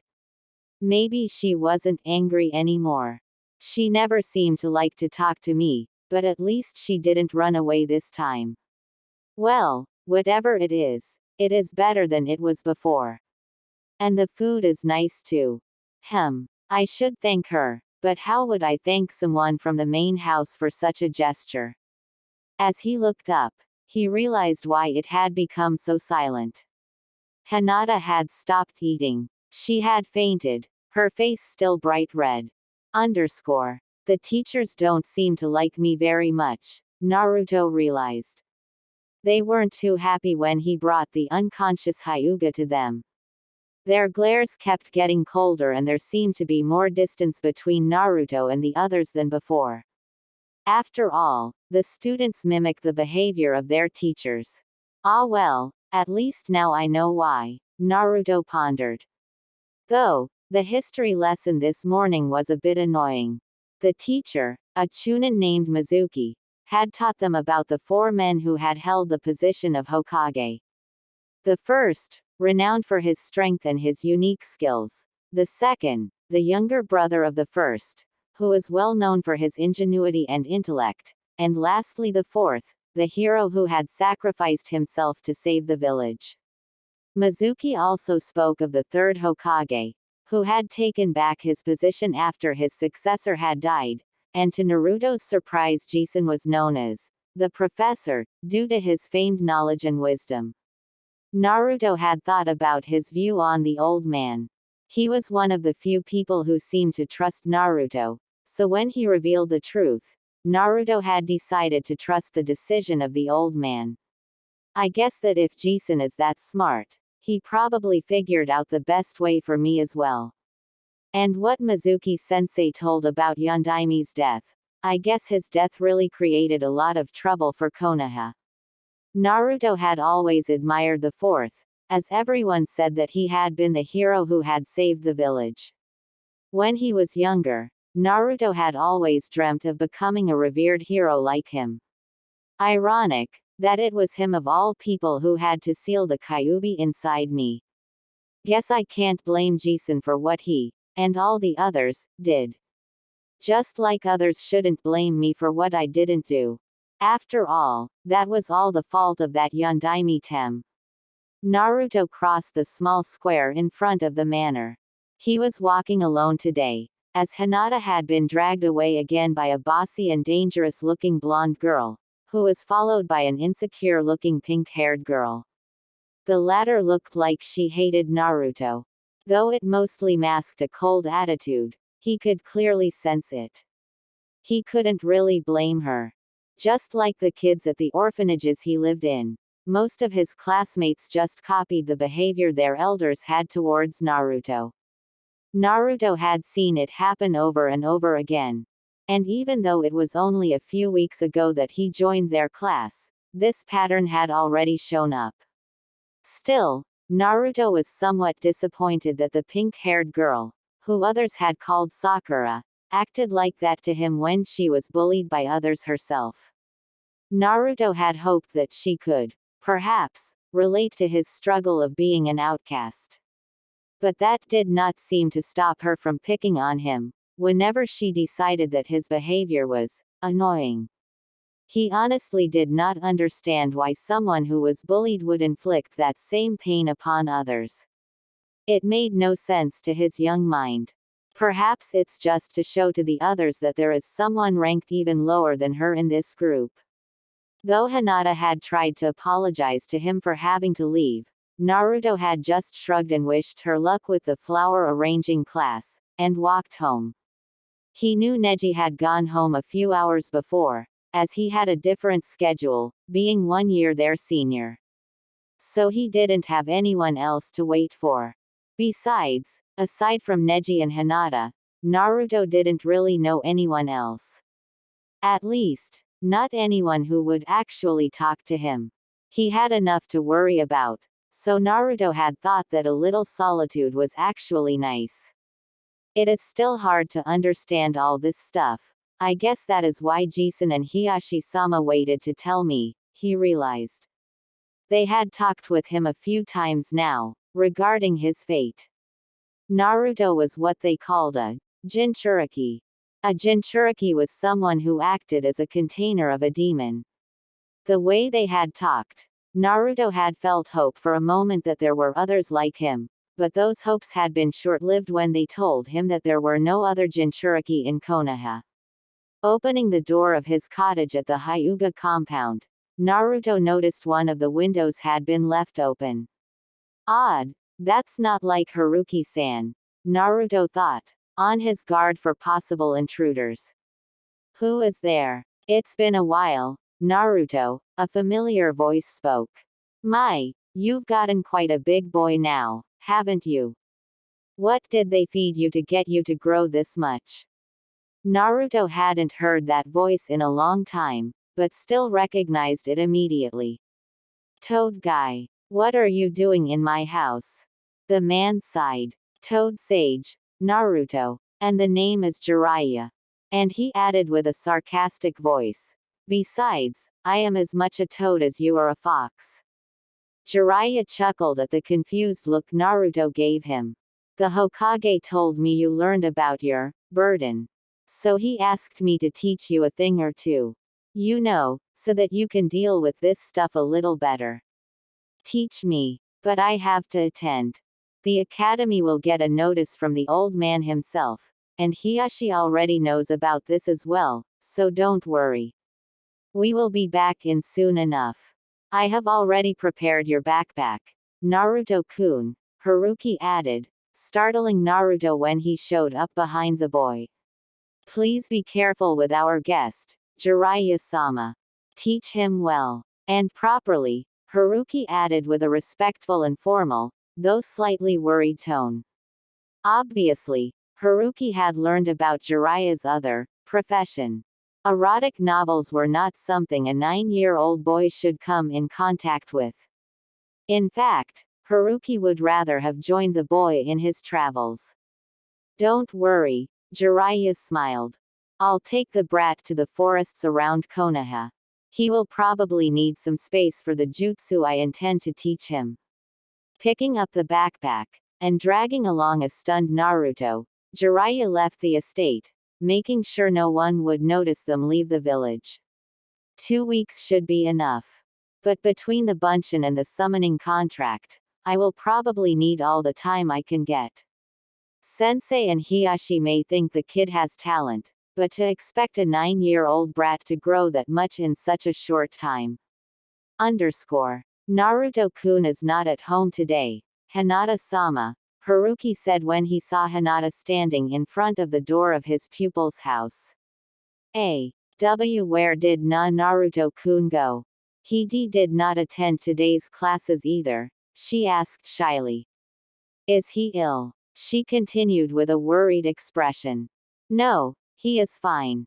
You know how Naruto is. He's incapable of getting sick. So don't worry, Haruki smiled gently. The truth is that Naruto-kun left Konoha for training, so there is nothing to worry about. It is only for a few days, he added after seeing her distraught look. Naruto-kun had some trouble with the lessons from the academy. So he receives some separate lessons to deal with those issues, so please don't worry about Hinata-sama. After she bowed and thanked him, Haruki watched her walk away. Poor girl. She is too kind for her own good. If only she hadn't been the heir. Though he could not suppress a smile when he noticed the small bouquet of flowers she left on his pupil's doorstep.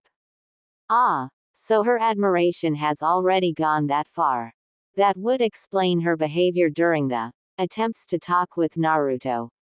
Hinata-sama. He called out to her. Why yes, Haruki-san. Hinata froze, wondering what it was that she had done wrong. If you want to give Naruto-kun those flowers, why don't you help me put them in a nice vase? Haruki suggested. Though the girl blushed furiously, she agreed and helped him. If only because it meant she could be in Naruto's cottage for a little while. Thanks to Haruki's lectures on the 12 hand seals, Naruto picked up the basics of the skills easily. But the Bunshin no Jutsu proved to be extremely difficult for the young boy. After 2 days, Naruto only managed to produce 2 copies of himself, which both looked sickly and frail before they weakly exploded in a little cloud of gray smoke. The forms are good, the way he draws onto his chakra is correct, and he certainly doesn't have a shortage of chakra either. What am I missing? If only I had those Byakugan, Jiraiya thought. Not for the first time, mind you. For someone like Jiraiya, having the Byakugan was a lifelong dream. Either that, or the Hokage's crystal ball, as these would enable him to do all the research he ever wanted. All the women in Konoha should count themselves lucky that Jiraiya had neither. The Bunshin no Jutsu is the basics. Though, I haven't used the jutsu much ever since I was a genin myself. But if I want him to learn the Kage Bunshin, he should at least be capable of this. Suddenly it occurred to him. Basics. What kind of fool am I? Normal rules don't apply to the brat. He never needed to train to grow his chakra reserves. And I am wasting time on basics. Stupid. He never needed to grow his reserves like any other person would. In his case, it would probably be the contrary. He has to learn to control his reserves first. Perhaps I should just skip to the Kage Bunshin. Though I gotta be careful he doesn't go too crazy with the chakra. I can't have him die because he tries too hard. Unaware of Jiraiya's train of thought, Naruto just soldiered on. Training proved difficult for Naruto's confidence. His chakra control always seemed to lag behind others, a fact which people like Neji enjoyed to emphasize. Whenever Hisashi or Haruki tried to teach him something basic, Naruto either performed badly, or far too good. Like how he spectacularly failed when he had to create a soft breeze, but instead blew a section of the garden apart. The old man's curious gaze annoyed him. Even though the geezer remained patient, Naruto couldn't figure out why he had to learn this separately from the other children of his year. He remembered meeting the man a few times, and he even got a frog-shaped plushie once, when he was very young. Or over a year ago, when Naruto had found a frog-shaped wallet, which Naruto had named Gama-chan. Naruto was convinced that he got it from this man. And still Naruto couldn't figure him out. Why would anyone do this for him? Why would anyone willingly spend time with him? There is no darkness in him either, so why would he be genuinely kind to me? Suddenly, Jiraiya stood up. Naruto, perhaps you should try this, as he showed Naruto a different combination of hand seals. Though you should only put about half of your chakra in it. I trust that Haruki taught you how to estimate your own chakra reserves. Naruto nodded, and did as was asked of him. The first few tries went wrong, as he either messed up the sequence of seals or failed to generate enough chakra at the right time, but at the fourth attempt. Jiraiya paled as he suddenly looked at 5 Narutos. Kami! He exclaimed slowly. So many clones at that age. Even several of the Jonin. Contrary to his earlier attempts, these clones were solid. And they all looked confused upon seeing him so many times. So I was right. Kid, you have so much chakra that many of the basic skills become near impossible to you. Several of the Narutos frowned, like they didn't know whether Jiraiya was giving them a compliment or an insult. Meanwhile, Jiraiya pulled several sheets containing the drafts for his next book out of his pockets, and handed those notes to several of the clones. Read them, he said. And dismiss one of the bunchen after you've read them. All the Narutos shrugged, not seeing the point of it at all, but decided to humor the man and do what he said. Like anything could happen. Naruto blinked, and looked at his clones. Wait, how do I? You figured it out. Jiraiya chuckled. How could I remember what the bunchen read? Naruto was shocked when he realized that he somehow knew what his clone had read. Popping another bunchen, Naruto knew for certain that this was no mere freak accident. How? I didn't know bunchen could do this, he exclaimed. I know what he just read. What I read, I mean. It is impossible for the bunchen no jutsu, but it is easy for the people who master the Kage Bunshin no Jutsu. Kage Bunshin. Shadow clones. Yes, those are autonomous, unlike the normal Bunshin who are merely an illusionary distraction. Unlike the elemental Bunshin, like a Mizu Bunshin, the Kage Bunshin is created purely from chakra. You effectively create a complete replica of yourself, which is capable of thinking and acting on its own, with the added benefit of transferring whatever it experienced back to the caster when it gets dispelled, Jiraiya explained patiently. Though the sheer amount of chakra it takes makes the jutsu impossible for most shinobi, aside from those who have at least high chunin or jonin level chakra reserves. But considering who you are. Jiraiya paused for a moment. Well, you know, who you are, and who you hold inside you. Fact is, your reserves are probably near jonin level already, though your control over it is extremely bad. But you possess a crazy amount of raw chakra, kid. All you need is the skill to use it properly. I mean, 5 were taxing for you right now, but once you learn to use your chakra a bit more effectively, a dozen clones will be a piece of cake. Naruto couldn't help but grimace once he saw the exaggerated pose which Jiraiya struck after finishing his speech. And moments like that make me wonder whether he is the greatest teacher alive, or the greatest idiot. 16 clones is his limit now, he finished counting, a few hours later. It went way faster than I estimated. Sure, the clones he created are weaker than the ones he created initially, and they'll be mostly useless in battle, but still, 16 Kage Bunshin is quite the feat for a kid his age. At this rate, I can let him sign the Toad summoning contract, give him the scrolls, and make his clones practice Fuinjutsu. This might work out after all. Jiraiya frowned. He had read the reports, but during his 14-month absence from Konoha, Naruto had grown far faster than he had anticipated. It sure looked like the guardian the Hyuga had appointed to him had performed miracles on him. Naruto's chakra control and capacity had grown considerably, but that was not it. The brat has always been troubled. Who can blame him? After the treatment he got, Jiraiya mused. He still recalled his rage when he had heard about the way the last orphanage had mistreated Naruto, though the owner had been lucky enough that Hiruzen had punished her. Else, Jiraiya would have made sure she would have ended up like a petrified toad. Or that she had wished to be petrified instead.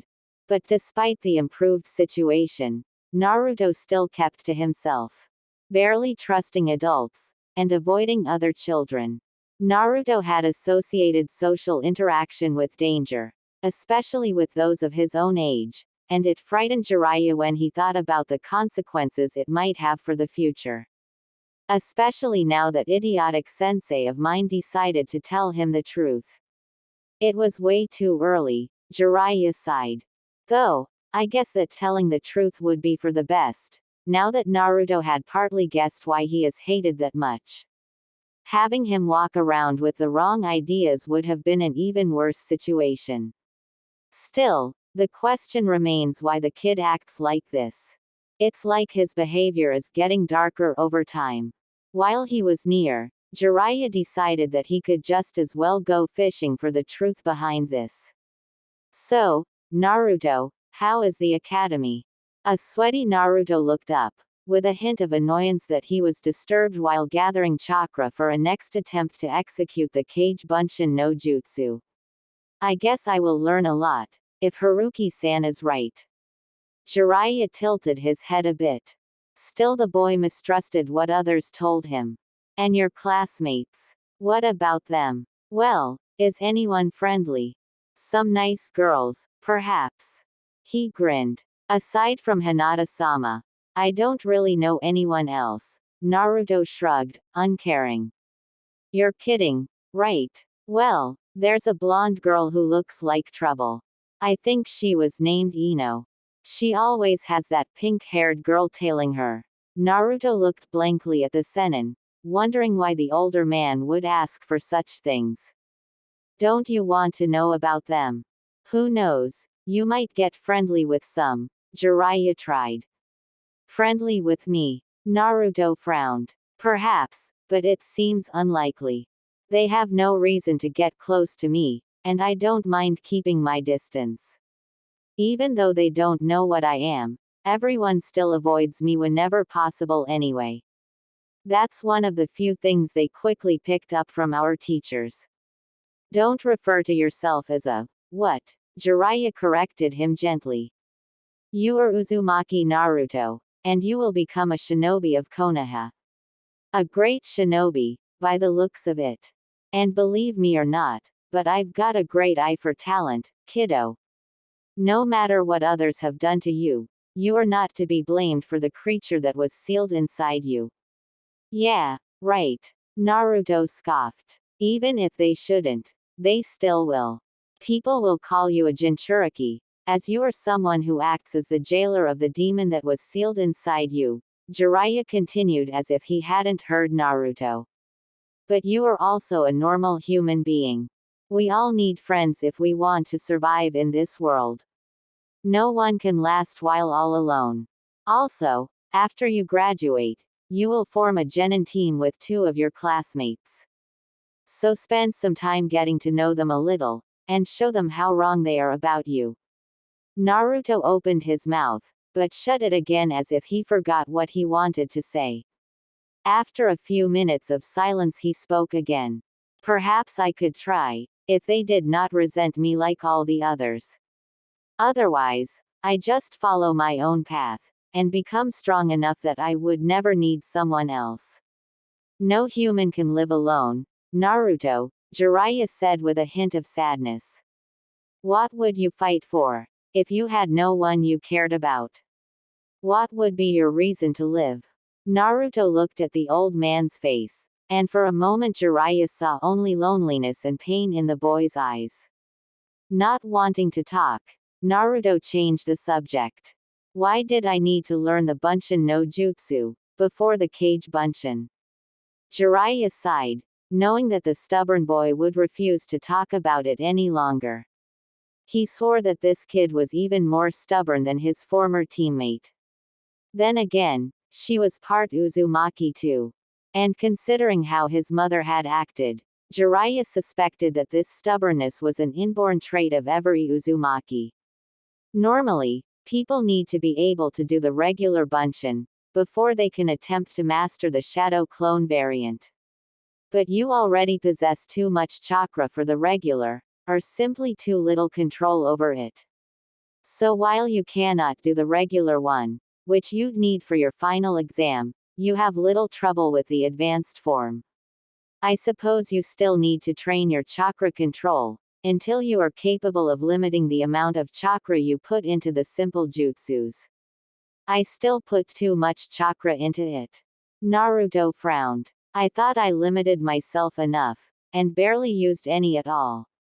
It was still way too much. Jiraiya laughed jovially. That's why the normal Bunshin failed. But like I said, the Kage Bunshin requires more chakra, so your overcapacity does not cause it to fail like the simple Bunshin did. Though, I suggest you keep this particular skill a secret. Why? The regular Bunshin is a skill they teach you kids at the academy, but the Kage Bunshin is usually reserved for the Jonin level shinobi only. Jiraiya smirked. People would become suspicious of you if they'd know you possess this level of skill. And I'd prefer that they all stay unaware of the fact that I've been training you. So that's why you wanted me to keep it a secret. Why? Yes, the less others know about me training you, the better, Jiraiya sighed. Look, kid, I can't fully explain it now, but if too many people knew that you and I knew each other, well, it could be bad. So I would like to keep the fact that I train you hidden for now.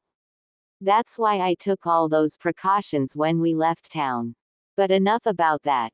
Now that you've managed to execute the Kage Bunshin no Jutsu, we will continue with. 3 weeks later, a very ragged-looking Naruto finally showed up in class again. Though now he wore a subtle orange belt over the otherwise regular long-sleeved white robes, and black pants, which were custom to the lower ranks within the Hyuga clan. Hinata was happy he returned, and quickly decided to go talk to him when they had a break. At least, once she could get away from Ino, who seemed to have taken the duty to take care of the hesitant Hyuga heiress. After all, the others knew each other from the previous year, which Hinata and Naruto had skipped due to the training they received from the Hyuga clan. The Dujutsu clans always kept their children from the academy the first year, as they learned the basic skills in a different way. They could learn from seeing, after all, something the academy teachers could not comprehend. Subjects like the usage and detection of chakra were completely different to them. Though this obviously did not apply to Naruto, for some reason he had gotten his lessons on the estate as well. Not that he minded. Haruki was a far better teacher than those at the academy. Ah man. Why do those ruddy things transfer memories, but can't get some sleep for ya? Naruto yawned, as he walked outside with a sluggish pace. Hello na Naruto-kun, Hinata stuttered. Good morning Hinata-sama, Naruto bowed. If he was startled that Hinata had been waiting for him, he didn't show it. Then again, this could also be because he was simply too exhausted to react. Please don't. Don't use that honorific. We are all just classmates. She blushed. Naruto frowned a little, mistakenly wondering why him being polite angered her. I can't. As you wish, Hinata-san. Are you alright?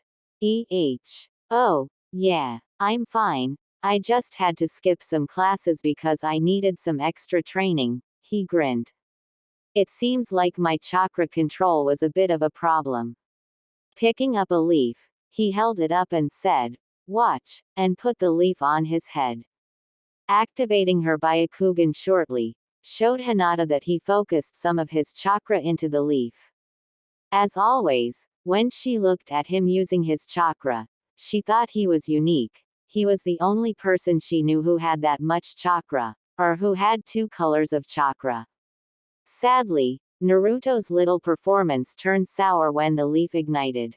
Moving quickly, Naruto threw the burning leaf away and stomped on it to extinguish its tiny flames. The only fortunate thing was that no one else saw his failure, but Naruto noticed someone walking towards them. Together again. A blonde girl mocked. One might get curious what kind of relationship you two have, she added with a curious voice. Relationship. Hinata's poor mind suddenly spun out of control. And crashed. Wait, Hinata-chan. Hinata-chan. The girl exclaimed after Hinata lost consciousness once more. Naruto looked down on the girl who now glowed with a bright red light, and shrugged. She'll be fine in a few minutes, he stated, earning him a curious look from the blonde. Don't look at me, I didn't do anything. She just does this from time to time. I think she is ill sometimes, but she always denies that. The temperature is too high though. You live at the Hyuga compound, don't you? Yeah, they took me in a few years ago.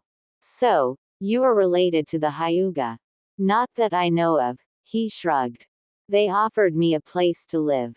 And it certainly beats any orphanage. But you know Hinata-chan. I guess. Not that we ever talked that much, Naruto frowned. Why? Just curious, Ino chirped. Yamanaka Ino. She extended her hand. Well, come on, it's not like I would bite you. She frowned when Naruto stared at her hand. Uzumaki Naruto. He didn't understand why she was acting like this, but decided to answer the gesture. Shall we carry Hinata-sama back in? But I haven't asked you about. Despite her inborn curiosity, Ino could not figure out the new boy. Most of the others seemed to ignore him, following the example set by their teachers and parents. Her father did not want to give her any information about the boy either, though he did seem very weary because of the subject. Yet, Ino refused to give up. The more of an enigma he became, the greater her determination to unravel his mystery. Yamanaka Ino knew one thing for sure.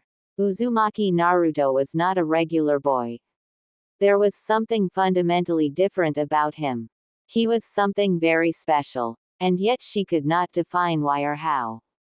As she stalked him, she noticed that he preferred spending his time alone, though he seemed to accept the presence of Hinata. But with the exception of her, he remained neutral and distant towards all the other kids in their class. It had already been more than half a year since he and Hinata had joined class. He was still an outcast. Even the ever-silent Shinobi belonged more to their group than Naruto did. Hey Shikamaru, I found out that he came from an orphanage, but why do you think he is such a loner? She asked her classmate one day. It doesn't make any sense. If he came from an orphanage he would want to make some friends, right? Who cares? Shikamaru sighed. He wondered why she kept prying, when it was obvious Naruto would rather not talk about it. If Naruto prefers to be alone, let him be alone. Don't be such a meddler. But before he finished speaking, he already knew as sure as his name was Nara Shikamaru that she wouldn't just leave it at that. He knew her long enough to recognize that look. That troublesome curiosity of hers. He sighed. Listen, for some reason most of the adults seem to avoid him. Have you seen Mizuki-sensei's eyes when he looks at Naruto? I don't know why they do it though. Naruto seems friendly enough, even though he seems to be extremely careful with keeping his distance from others. Obviously, there is some secret that is way too troublesome for us to get involved in, or else their behavior wouldn't make any sense. I mean, they wouldn't just hate him for no good reason, right? Though he didn't tell Ino what his father told him earlier, when Shikamaru had asked nearly the same question.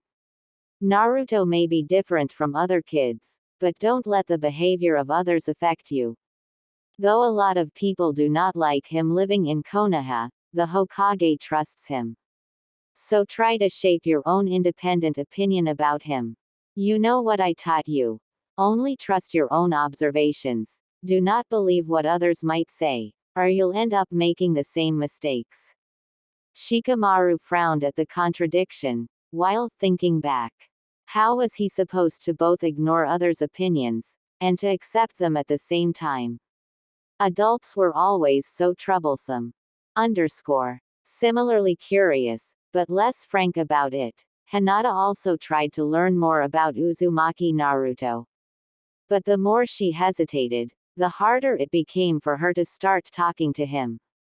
And he never started talking to himself. She could see that he was hiding his real ability, as she also saw his efforts at the Hyuga complex, but she couldn't fathom it.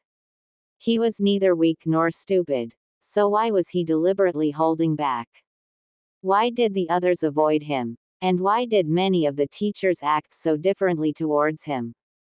Hinata felt like she was a disappointment herself, but people treated her well at the academy. Not that she was popular, on the contrary. Her position as heiress of the famous Hyuga clan seemed to intimidate most others. Well, apart from those who were born in similar high positions within their clans, like Ino, Shikamaru, or Choji. No, Naruto never seemed to expect anything of anyone. Most would think he was simply not interested in others, but Hinata suspected that was not the case. He was hiding for some reason. And at days, he even seemed faint when she looked at him while she activated her Byakugan. As if he only had access to a small portion of his regular chakra.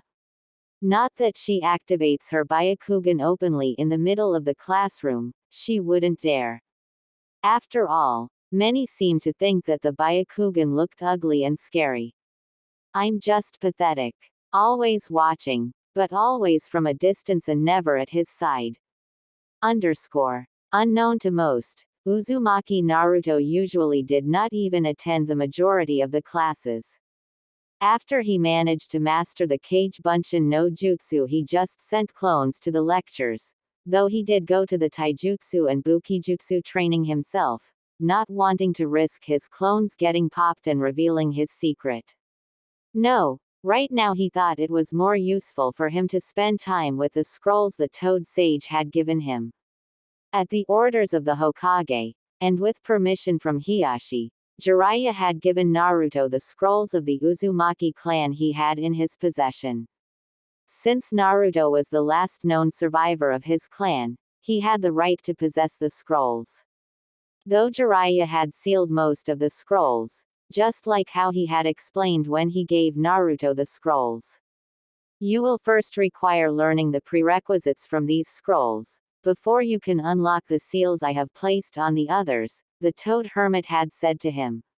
You will get access to those skills the moment you are ready for them. That is why I sorted them out like that. First you need to learn the basic theory behind Fuinjutsu. Once you know that, you can start practicing the low-ranked seals. That's the way your clan taught their children, if my sources are correct. The old man had patted Naruto's head when he saw the annoyed look of the boy. Listen, brat, he smiled, there aren't many people around with such knowledge of Fuinjutsu. Be patient and learn as much as you can, as fast as you can. And keep your knowledge hidden from others for now. Jiraiya had only made one exception to the secrecy he had made Naruto promise. And Haruki was happy to help Naruto where he could. Though, his ability to help had decreased over the years. Naruto had long been unaware of this, but it was now clearly visible that his caretaker suffered from illness. They never spoke much about it, though Haruki did seem to regret that it had forced him to quit as a shinobi. Naruto worried about his caretaker, and often did as much for him as he could. The man's seemingly indifferent attitude towards his own fate also puzzled Naruto. But the situation did not affect Naruto's training. As the scrolls predominantly contained theory about Fuinjutsu, the sealing techniques of the Uzumaki clan, Haruki could help him a lot with understanding the theory, despite his inability to create the required amounts of chakra to actually form the seals himself. Seals required an eye for detail Naruto never really had. Not before, at least. However, his impatience was outmatched by his desire to learn his clan's techniques. To Naruto, it felt like the only link he had to a family he had never known. It made him feel as if he was part of something bigger. And with time, and a lot of Haruki's help, as well as the ever-increasing skill with his Kage Bunshin, Naruto's skill grew faster than anyone suspected. Haruki quickly realized that Naruto's unusual creativity allowed him to alter seals in ways normal people would not have thought of. Not that Haruki would tell his protege that he was a genius. No, that would be far too dangerous. Especially because Haruki's Byakugan had more than once avoided costly mistakes, so overconfidence was the last thing Naruto needed. And with the use of his clones, Naruto also quickly mastered the Kawarimi no Jutsu. Quite an invaluable technique when testing seals that carried the risk of explosions, shock waves, or electrocutions upon activation. More than one clone ended up in a small crater. Most of the seals he mastered, however, were not used for combat, but rather for utility, like a simple storage seal which allowed him to carry several objects with him at all times. But the seal which was Naruto's favorite made people unable to notice him. Even Jiraiya, who usually visited once every few months, was surprised by the Sudaru's no Fuin, stealth seal, as Naruto had named it.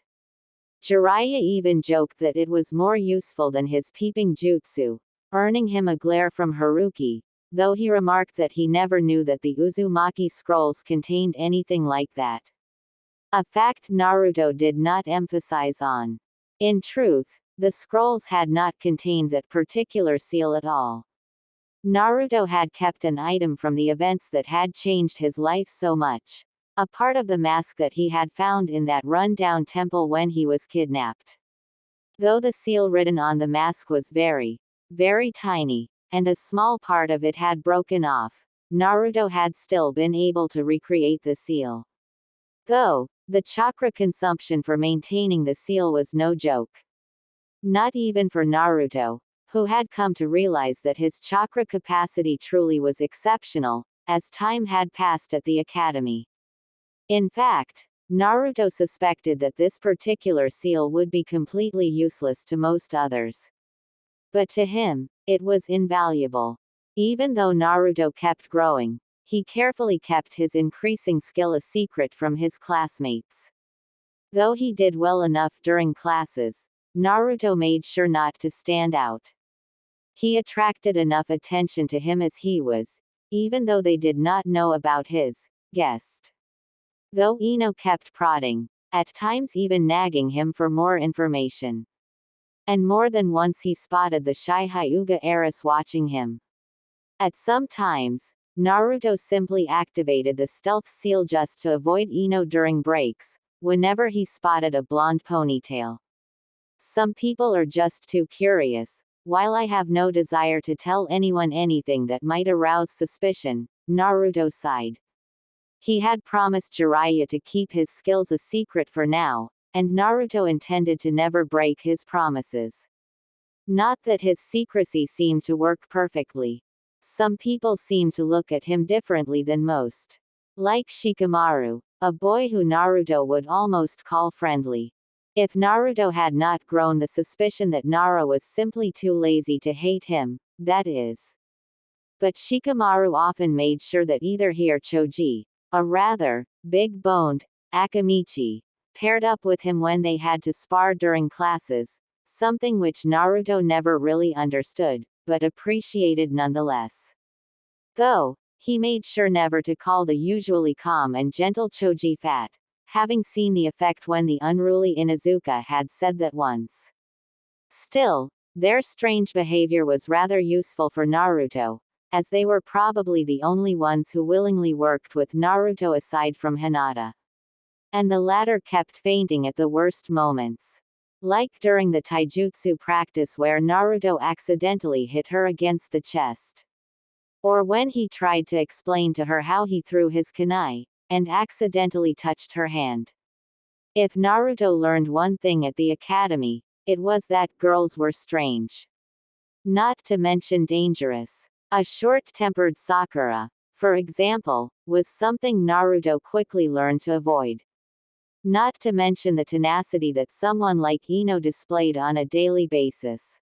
Yet, of all the people in class, there was one in whom Naruto could particularly empathize. Ironically, it was a boy who was his counterpart in almost anything. Uchiha Sasuke enjoyed endless popularity with almost everyone, not to mention the heart of nearly every girl. The teachers all favored him as much as they detested Naruto. At times, Naruto enjoyed pissing Sasuke off, just for the fun of it. And it was pretty easy to do as well, as the latter always tried to be best of the class, and handled any defeat badly. Very badly. But Naruto got a different view on the boy after he had learned that the boy's clan was massacred a few years before, all during one night at the Uchiha estate. And though Sasuke acted spoiled, and ignored all the things Naruto desired, the love, trust, or admiration from others, Naruto couldn't bring himself to be jealous. Though Naruto never really had any family to begin with, Sasuke was someone who lost everyone he had cared about. Naruto could easily see the pain, sadness, and loneliness the Uchiha boy tried to hide. It was certainly something Naruto could understand, and relate to. The look in Sasuke's eyes was so similar to when Naruto saw his own eyes in the mirror. Still, at times, for instance due to losing a match, Naruto also saw the boy's lingering anger and hate smoldering underneath it all. As if some kind of darkness lay waiting for a chance to consume him. In an introspective mood, Naruto realized he too had a lot of anger and hatred inside him. With all his heart, he felt like he never could repay what the Hyuga had done for him.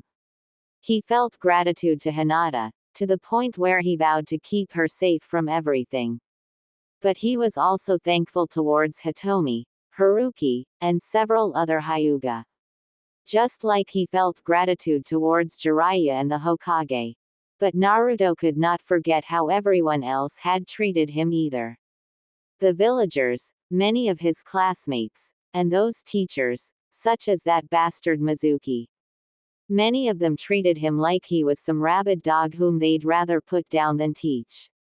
However, Naruto thought that one teacher, Yumino Iruka, was different from Mizuki.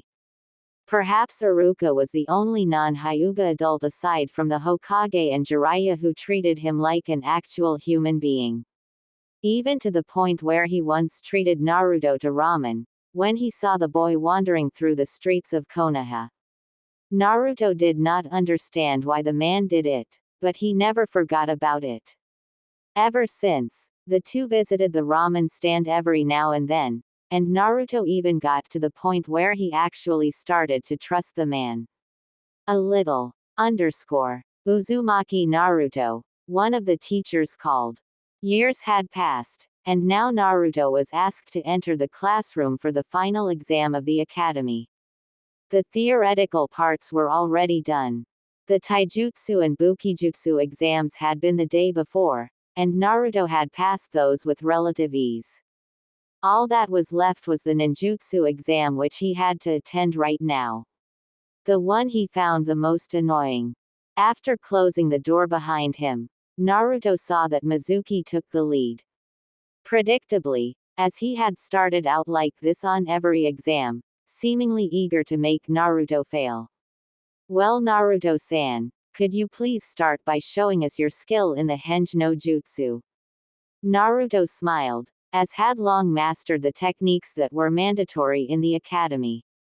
Well, the bunshin was still impossible to him, though Naruto had to admit that he had not really put any effort in it either. After learning the Kage Bunshin no Jutsu he simply thought it was not necessary. And again that Mizuki bastard wants me to fail, Naruto thought bitterly, after the said person had picked every technique he thought Naruto was bad at. Naturally, he kept the Bunshin no Jutsu for last, knowing that Naruto never succeeded with that one. Thanks, but I'd rather not do that jutsu, Mizuki-sensei. What? Do you want to fail the exam? Mizuki asked, with a bad effort to keep a smirk from his face. I might not have the Byakugan, but Haruki taught me well enough in the art of reading people's expressions and posture. Naruto sighed. You know all too well that I cannot perform the Bunshin no Jutsu, sensei. But if you don't mind, I could show an alternative. An alternative? Mizuki asked, confused. What alternative is there to? A few hand seals later, and Mizuki's mouth fell open upon seeing the entire classroom filling up with Narutos. Iruka, though equally shocked, at least responded with some cheer. Was that Kage Bunshin? Naruto, how on earth did you learn this? This is not something that a genin or even a chunin is supposed to know. Naruto shrugged and smiled, not willing to reveal that Jiraiya had taught him. Can't tell. Sorry, I made a promise to keep it a secret, Iruka-sensei. But does this mean I pass the final exam? Not answering his question, Iruka just proudly stood up and gave him his forehead protector. You have earned this, Naruto. Congratulations on making it to Genin. He smiled at Naruto's exaggerated theatrical bowing, realizing that this was probably the first time he ever saw Naruto show real happiness. This boy had suffered more from the fox than anyone did, just like the Hokage had remarked at Iruka's appointment the previous year. Sure, seeing Naruto made Iruka remember the loss of his own parents, but this boy was not the demon. After the efforts of getting to know the boy a little better, Iruka had only gotten angry at how easily all others had dismissed him as the demon. In the end, rather than reminding him of the Kyuubi, Naruto had reminded Iruka more of his younger self. I guess that means I owe you some ramen in order to celebrate this, don't I? Iruka joked, ruffling through Naruto's spiky blonde hair. He only smiled more as he saw Naruto beam even more. As Naruto walked out, finally free from the academy, he noticed Hitomi waiting outside. Obviously, Hinata was somewhere near, but she always seemed to have problems facing him. Well, how did your exam go, Naruto? Naruto held up the metal plate with the sign of Konoha inscribed in it, and proudly smiled. Perfectly, Hitomi-sama. Even though I messed up the Bunshin no Jutsu, the boy said in a mischievous tone. It must have been a pleasant surprise to them. The Hyuga smiled, knowing full well that Naruto had shown his alternative. Naruto's skill with the Kage Bunshin was probably the worst kept secret in the Hyuga clan, as none of them were surprised when they saw dozens of Narutos littered around in the training grounds, library, or his own cottage. Naruto hasn't been this cheerful in a long time. Blushing furiously, but smiling as well, Hinata also showed her prize to Naruto.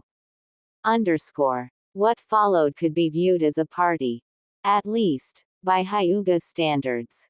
No wild music, laughter, or free banter, but instead Naruto was invited to join a cozy dinner with the main family. Fortunately, this dinner was without any incidents. Which was a good thing, considering how restless the Hyuga clan was at the moment. The residents on the compound had gone through several incidents, which often involved fire. There were some who lost their lives, and others had vanished in the thin air. It was unnerving the Hyuga that someone could cause all this without them seeing it. The supposedly all-seeing Byakugan did not help them, which led to people pointing fingers at each other, which only increased the rift between the main and branch families, but it was more popular to blame Naruto. Even when there was little to no proof that he had been involved. Still, it was whispered that Naruto had to be responsible, and there were rumors originating from both sides of the clan. But a simple test had pointed out that Naruto had an affinity for futon jutsu, rather than Kaden. This removed much of the suspicions, but not all. After all, people knew that the Kyuubi was rumored to be able to breathe fire. So, whatever Naruto did, he still ended up being a suspect every time a corpse was found, or a person went missing. Even after living among them for several years, the Hyuga clan still couldn't decide whether or not Uzumaki Naruto could be trusted. It was tiresome, but Naruto tried not to be bothered by it. At least the Hyuga were too civil to openly act against him. Not like some shopkeepers in Konoha who would just throw him out for no good reason, or the more violent responses some people had at his presence. Naruto knew who and what he was, and the injustice of his situation frustrated him. But he had no choice but to accept it, and move on. At least, this was what Haruki told the boy. Lingering in the past and resenting people for what once happened was a bad thing. Especially for one as young as Naruto. And Haruki always told him to never treat anyone in a way he does not wish to be treated himself. Naruto listened, though mostly because Elder Hyuga had emphasized that other behavior would not fit for a Hokage. But tonight was a night Naruto did not have to worry about those things. Tonight was a celebration. As formal as the Hyuga might be, having two of their residents go through a promotion was reason enough to throw a little feast. Even when it concerned the two children who were arguably also the two least trusted by the clan. And where Naruto was not trusted for who he was, but at least appreciated for his ability, Hinata was at the short end for both of them. Many within the clan doubted her skill just as much as her personality. It was not a secret that Hinata was considered to be too gentle to ever become a proper shinobi. Not that Hitomi ever allowed anyone to openly speak such words about her daughter. Still, it was impossible to stop the gossip, especially when it was a public secret that her own husband was the first to be disappointed in their daughter's skill. To make matters worse for the young heiress, Hanabi, Hinata's younger sister, was considered a great talent within the clan. The younger sister showed a lot more potential and determination, making Hinata's position as heir shaky at best. Especially now that Hayashi had shifted his focus on training Hanabi rather than Hinata. It left many people guessing when Hinata would lose her position, rather than, if. But in spite of all these sad things, this dinner was a relatively happy occasion. There was enough food to even satisfy Naruto. Though he really did not understand why ramen was not appropriate during celebratory banquets, no matter how Haruki tried to convince him about it. Apparently, this discussion greatly amused both Hinata and Hitomi, causing him to scratch the back of his head in embarrassment. How uncivilized would this boy have become if we hadn't given him lessons in etiquette, was what Haruki thought at the display, and sighed, knowing all too well that Naruto would be a recidivist in this area. In the formal environment of the Hyuga clan, Naruto would always stay foreign. Though the few who knew him well enough realized that his apparent cheerfulness was just a mask. Haruki recently discussed this with Hayashi, being aware of Naruto's burden. At the end of the dinner, Haruki saw Naruto's pensive look. Perhaps it would have been better if he had lived in a less formal and rigid environment. That look he has. Could Hiyashi-sama be right about him being slowly infected by the monster? At times, Naruto even feels the same as the fox did all those years ago. If there had been anyone else. It's not just his physical strength, but his mental strength which is extraordinary, Haruki mused. Perhaps this change is a good chance for him. A team could mean he finally creates some real bonds with children of his own age. It would give him a good reason to resist the corrupting influence of the Biju.